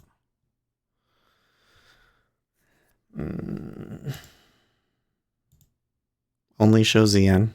Okay. Let's how far back should we go? Let's go back to December, because that includes like the whole time period when we're doing well and everything like that. Okay.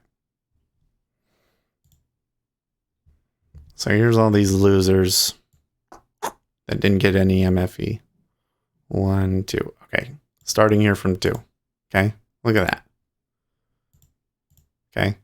So if we assume that we got 2 ticks of MFE that could have been a winner,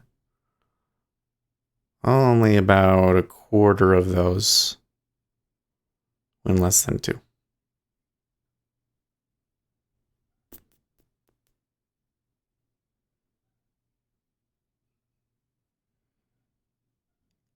I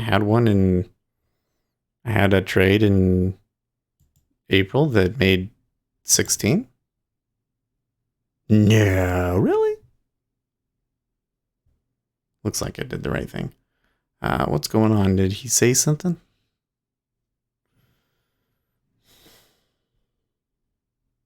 Mexico is doing great at the border, but China is letting us down in that they have not been buying the agricultural products from our grape farmers that they said they would. Hopefully they will start soon. Maybe that's why the market's moved. Okay. So anyways, that is why I started doing this thing. I don't know, guys. What do you guys think?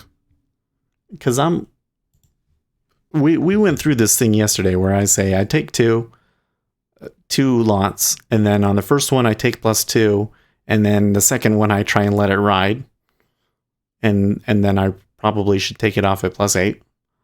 Anyways, we did that, and I've had some success with it. I had some success there with, letting it come back and then scalping it one over and over again. So that's cool. ECB Villeroy, ECB very vigilant on impact of negative rates. So I like that, but then you get these sorts of things like today where, oops, 93, that one right there. That one right there, -3 on both contracts. Pretty ugly. And that can't happen very often. This only works if I'm like getting that that plus 2 75% of the time, which I do. Of course, this is on average. If you can take plus 8 on a single trade like today, your week starts to look very well. I prefer to take quick profits over and over versus trying to ride a trend, says Doug. Yeah, and I always like to try and take that trend thing, don't I? But it seems very clear to me. How can I show this data-wise? I don't know if I can. It seems clear to me that most of the moves that I'm taking aren't, the signals that I'm taking aren't usually good for that much. You know? I don't know. It's kind of a conflict that I still go through in my head. Is like, well, okay, yeah, I took 2, but like, look, there's 8 there. And I was trading from here and I was trading from here. So why shouldn't I be going for 6 to 8? Why not? Look at the bids pumping it up again. I think that buyer might have won.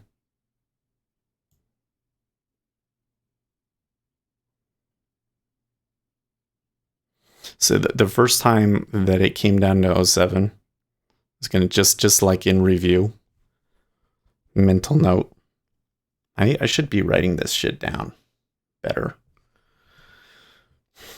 Like, I don't know how to do this. I'm having so many thoughts, guys. You guys are like, your comments are just like sending me all over the place. And I'm like, oh yeah, I need to do this, and I think this, and oh my gosh. But anyways, for future reference, when I saw all of those big bids and offers coming in at 07.5 and the iceberg at 07, I should have used the iceberg at 07 as an exit, because that means that there are big players on both sides of this, and I don't know which one is going to win. And they gave me a good exit. I should take it.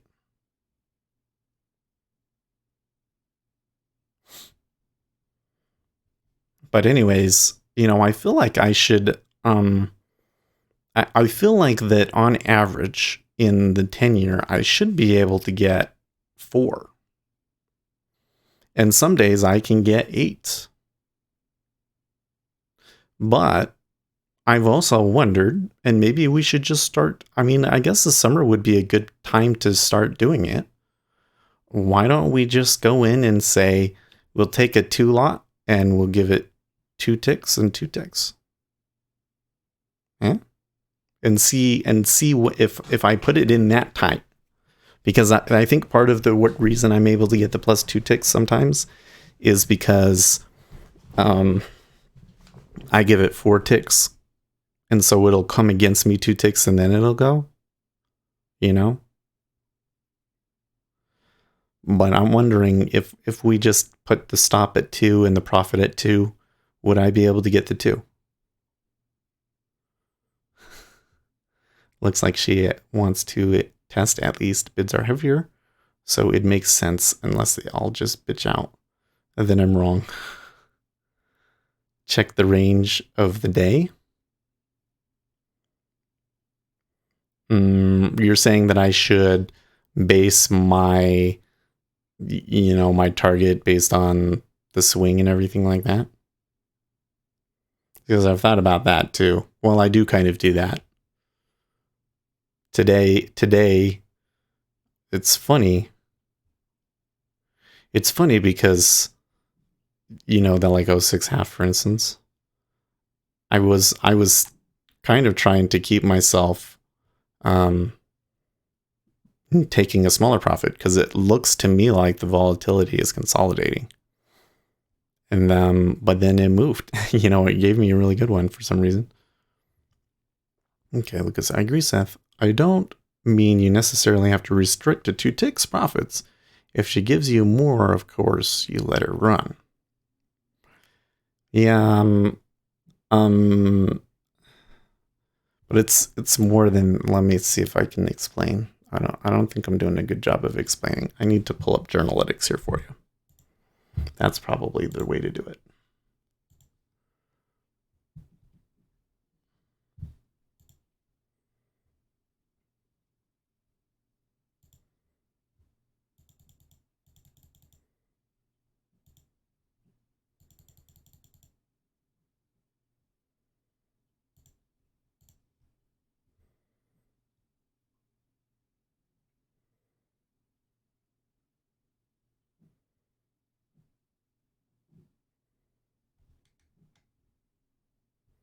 Yeah, that's right.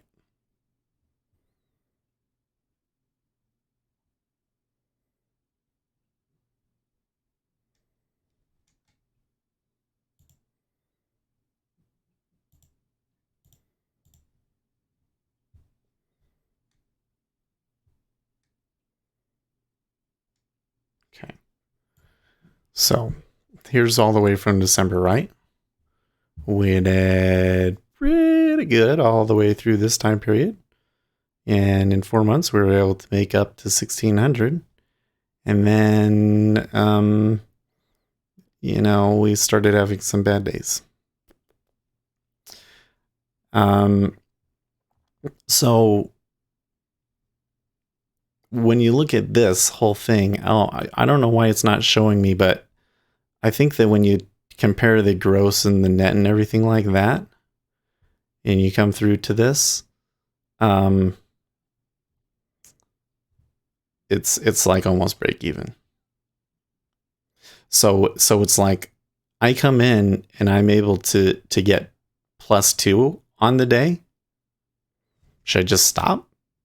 You know what I mean? Like if I take any trade and I'm over 2, then I should just stop or something like that. But then you go around on the flip side and a bad day could be -8. Because, like say I take 4 tick slippage twice, that's -8. You know?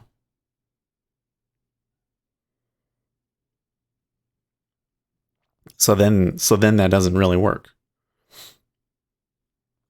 So then you start going into, okay, you take all of these trades and you take all these trades. And what's your average profit loss in the end? I don't know. But then the other thing is, the other thought though is that, I think that I know that after about April, I tend to not do so well. I think that a lot of this was I could have done well and my emotions were involved.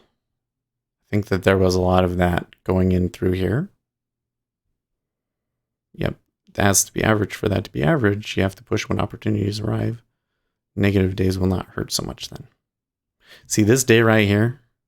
How the hell did that happen? Good grief.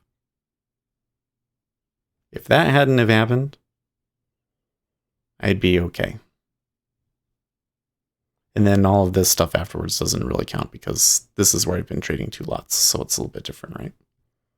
So you can see the 2 lots and me not paying attention to it very carefully hasn't really been working out very well, has it? Those +8s were good.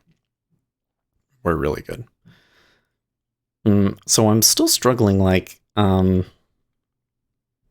can I put this?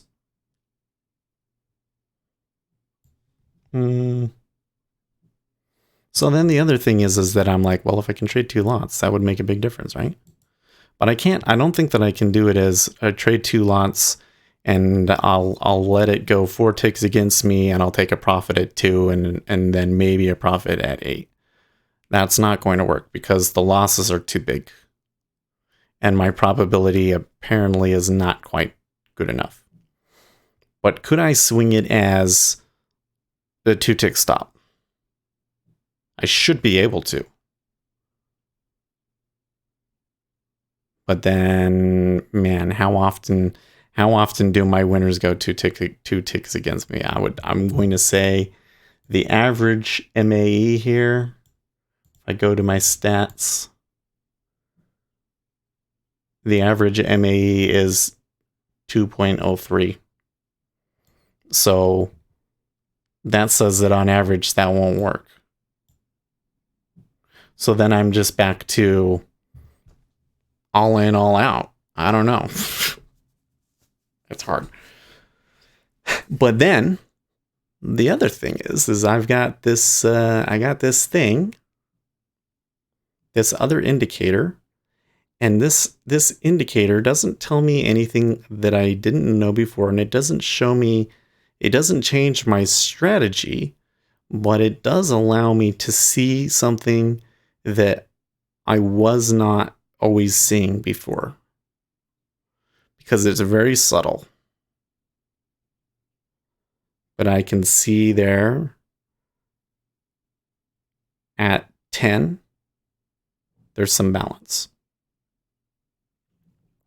And I can see there's a lot of big orders that want to take it, but there's big orders both ways. So even though I'm tempted to short it here at 10.5, I think that the correct decision would be to stay out, because I don't know which side is going to win. Let's say you should go short at 11 here. You don't need the market to go 4 ticks against you to be proven wrong. You bail at -2 and step back. I don't use hard stop losses except for emergency stops. Yeah, well, and that's the other thing, is that the -4 has is supposed to be like the emergency stop, but how often has it just turned into the stop, you know?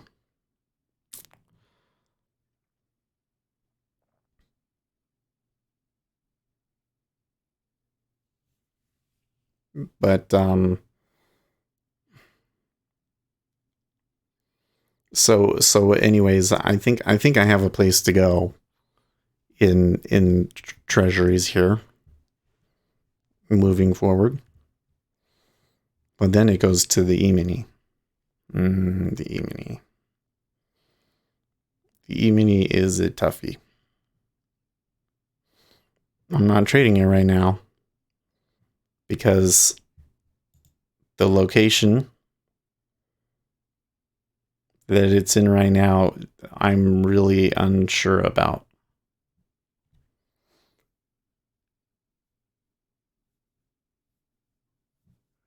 I mean, emergency for when my internet or power goes down. If not, I manually manage the stops. I don't know. I think I would rather do it with a stop, because if I, so what will happen is I'll say, well, I don't want it to go more than 2 ticks against me. And then I'm thinking about getting out, and I'm maybe going to try and go out with the edge, you know, -2, and then you miss it. So now it's -3. Can you mark it out, or do you sit and wait for the fill? Oh, okay. You pause for a second, frozen, not sure what to do, and then it goes to -4, and then you get stopped out. You know, like that's what happens in that one, which I don't think is okay. So if I want to limit my average loss to be 2, then, you know, I'd probably need to leave that stop at 2. Because right now, on average, it's 3, I think. Where's average winner, average loser? Average winning trade is 54.89, so it's more than 3. Average losing trade is 51.37, so it's more than 3. See? Sucks when that happens. I think the answer is the pressure against you, good, mark it out. Yeah. Hopefully this will allow me to see the pressure better. I think so. Because the reason that I went into that research and I started doing that was that I know that I stand a much better chance of making a good trade when a large buyer or seller shows willingness to hold price in a certain location and create trend. That is really the strategy in the end. And there's so often times that I think, oh, they're really buying it here. This is a good spot or whatever. And then, oh, what do you know? I just bought the top of the range. And it's just ranging, and it goes back down 4 ticks, and then it goes back up 4 ticks, and I think, oh, maybe it's going to go this time. Nope, doesn't go down, but goes back, right? I'm in a trade at that point that there's no point in being in, because it's just ranging. The big players aren't actually moving it. It's just little lots going through. Well, with this thing, I can see that so clearly. Look. Okay. This one is big asks. This one is big bids. This is everybody, and then this is them combined. Okay. All orders. So what can I see here? I can see here at this point, there was a lot of interest on both sides. That one, maybe you don't want to do anything with, right? This one right here, big asks. When it came up, they were willing to sell it. So that's why I had sold it there. I think I actually sold it back here, but that's why I kept that one. And then look, when you came down here, balance. Lots of bids, lots of asks combined for this little thing right here. So there's large institutional interest on both sides. That's an area of balance I'm going to get out. And you can see there's that. So they're interested in that spot. They're interested in that spot. And they're equally interested. So I see no reason to take a trade unless it's here or there. And since I see balance interest on both sides, I'm not sure if they're going to push it back down or not. So I stay out. This is the way that it was always intended to work, but now it's not a such a what is the word, qualitative thing. Now I can look at it numerically and I can say for sure, yep, here's where I take it. Here's the short. Here's the short. Take it. I don't know if that one was, I said that one, you probably don't do anything. Maybe you could have taken that one short. Actually, I think, yeah, you could. Because that's, that was the news and then a pullback. Yeah, you can take that one short, probably. Another one that's interesting is look at this one right here. It came down there the first time. Or no, well, it was actually the third time that it touched it, wasn't it? No interest. You see it? Complete lack of bid interest. Few offers trying to push it down. Right? The sellers were trying to spoof and get more out of it. You get out of that one. That's the lure. That's why I prefer to use ATM vertical spreads, no stops, fixed risk. If it goes against you, you can just leave it. Too many times I've used to get stopped out, and then an hour later my trade would have worked out anyway. Yeah. But then that comes back to what's your time frame, right? So one of my problems in ES is I think I have an okay longer time frame read, but man, on the short term, it's almost like random to me. I do think I did discover though why it seems like it's always going against me though.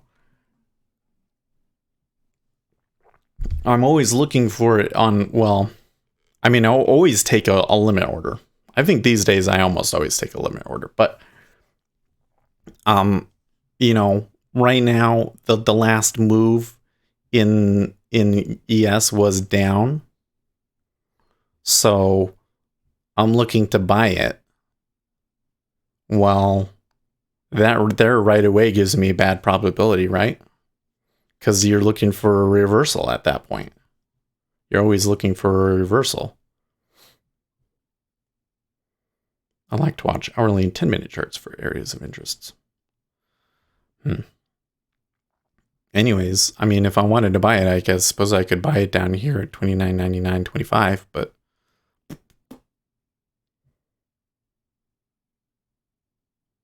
see a little bit of interest in them holding it. In the E-mini, it's the indicator's not so clear. See.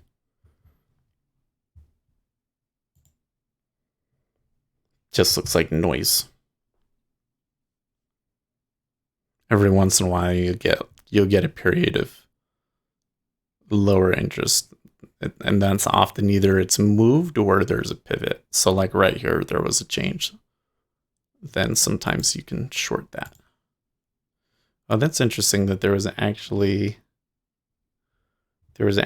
some big bids right there. So big bids pushed the market up and then they disappeared and it went down. So that's a lure.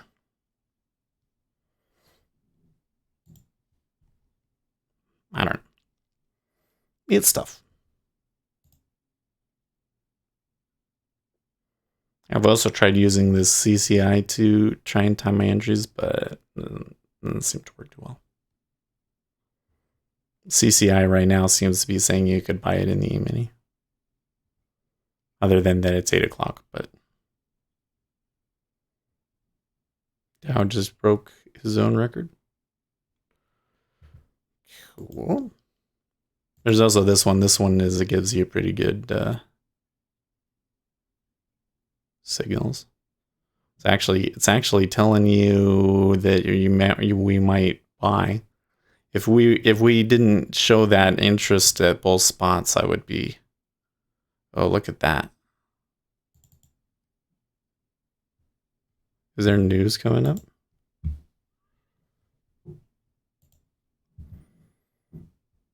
The natural gas storage.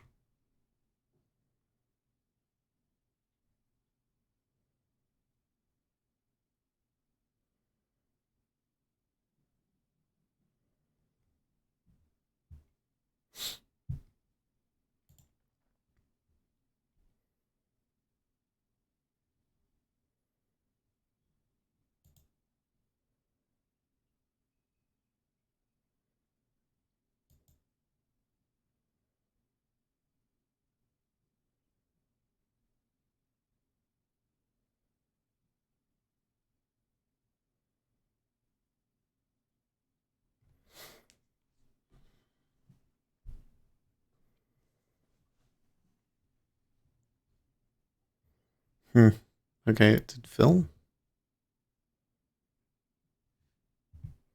Am I reading this right?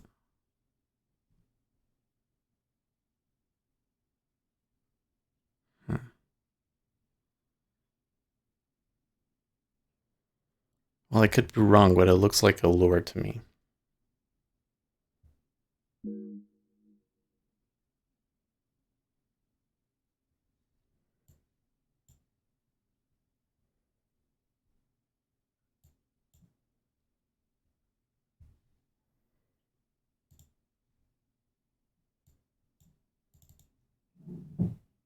Oops, that's not what I want. No, don't start mining.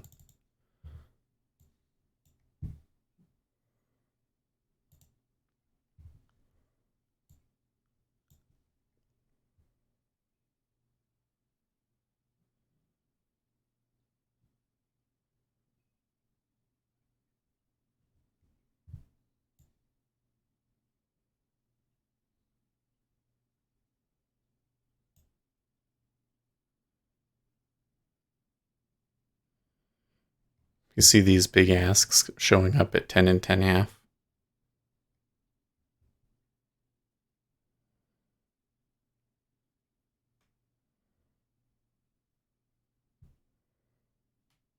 If only we sold the point of control the entire session, Uzi. I think that I'm making a pretty wild read here. I don't know if this is gonna work. Because those are pretty big offers, and even though there was the absorption at 9.5, I don't know if that's gonna work.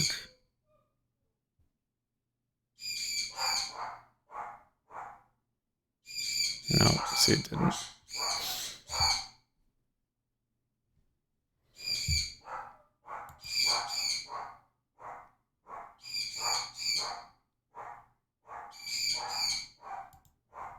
No filsies. So did it equalize though? It did. It did.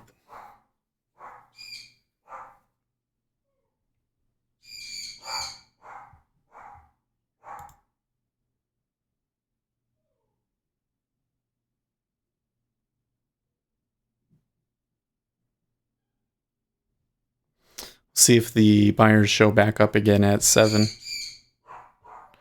Curious that the E-mini is on the lows when that happened.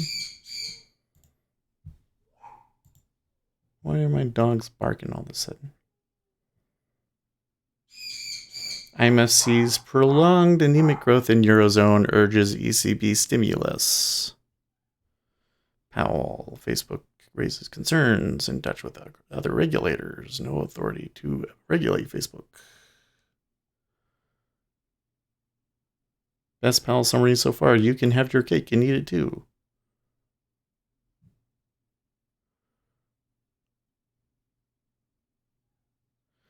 There's a lot of volume down here at the bottom of the range, so if there's one thing I'm learning, it's that the point of control could get dragged down lower, but the buyers swoop in and gobble it up. I think we'll see.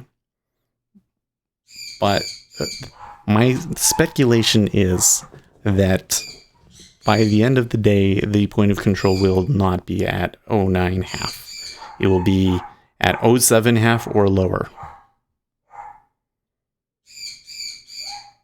Okay, and you're right. The previous point of control in the E-mini has been hit. I was waiting for it for 30 minutes. Only took 2 ticks from 10. They shake me out. Yeah. Speculation. Yep, speculators out. That's me. You speculate on things. I'm speculating that 07.5 will become the point of control. Because that is where the big players are interested in playing it. They're not that interested in playing it at 09.5. I think it's just kind of a coincidence that that volume traded there. We have 29.97. So this is kind of exactly like in the E-mini. Oh, my thing is done. I should start posting my notes. In the E-mini, I thought that there was a really good chance that they would make it to the point of control, but it was like really chippy, you know? How could you have taken that? I suppose if you had taken it back up above 3,003 or so, around here, then you might have been safe. But what was there to show me that was, you know, that was the place? I don't know. Watch the VIX or the VX. I don't think that I don't get that instrument though. I don't think I have any way of looking at that. Like if I make a new chart here, VIX.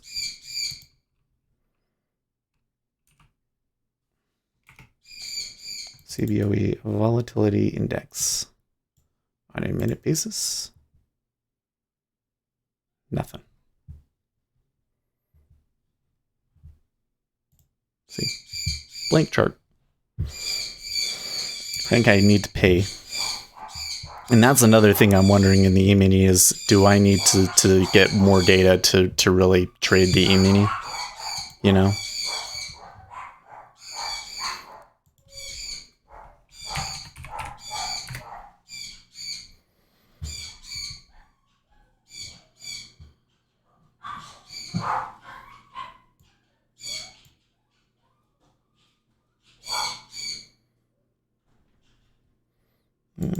Let's post the cryptocurrency notes.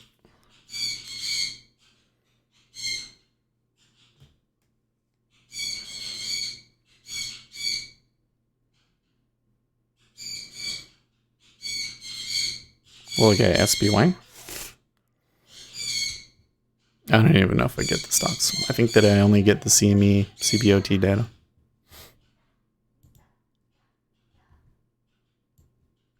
The birds. It's so funny when because I mean, she knows, but she doesn't know. She knows that the birds like noise, and that if you come down and you like yell at them, they think that you're happy. So they don't recognize angry noises as this thing is mad at me, like dogs do. Oh my gosh, my dogs. If I say anything to the girl, Sadie, aggressively, she thinks that I'm mad at her, and she'll avoid me. Even if I'm like petting her and stuff like that and being nice. The tone of your voice, she picks up on that.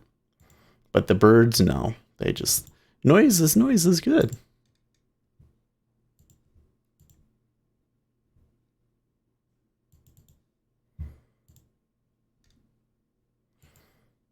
So she knows that, but then she comes down and she yells at them. Like, stop it. Stop that. You're too loud. But then she gives them food. They shut up. Advanced charts, but they may be delayed, yeah. I don't know.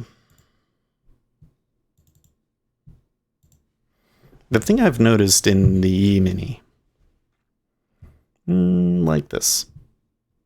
You can see it on the Vista chart. I know it's small. I know it's small, but right here,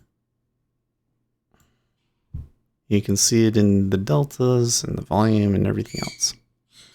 So what tends to happen is the E-mini will move in one direction, and it'll just keep moving and moving and moving and moving until it overdoes it.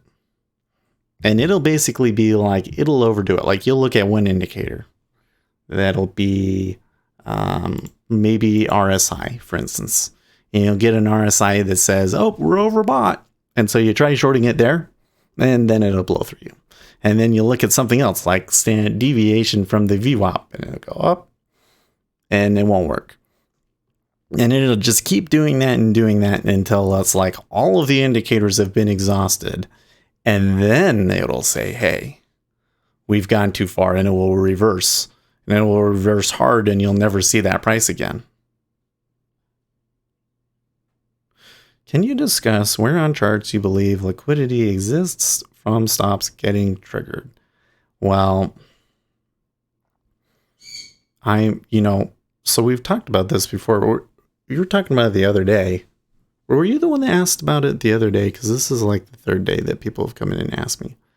But Smash the Bid said that when you're looking at a profile and you get a profile like, I don't think we have one right now. It's not today.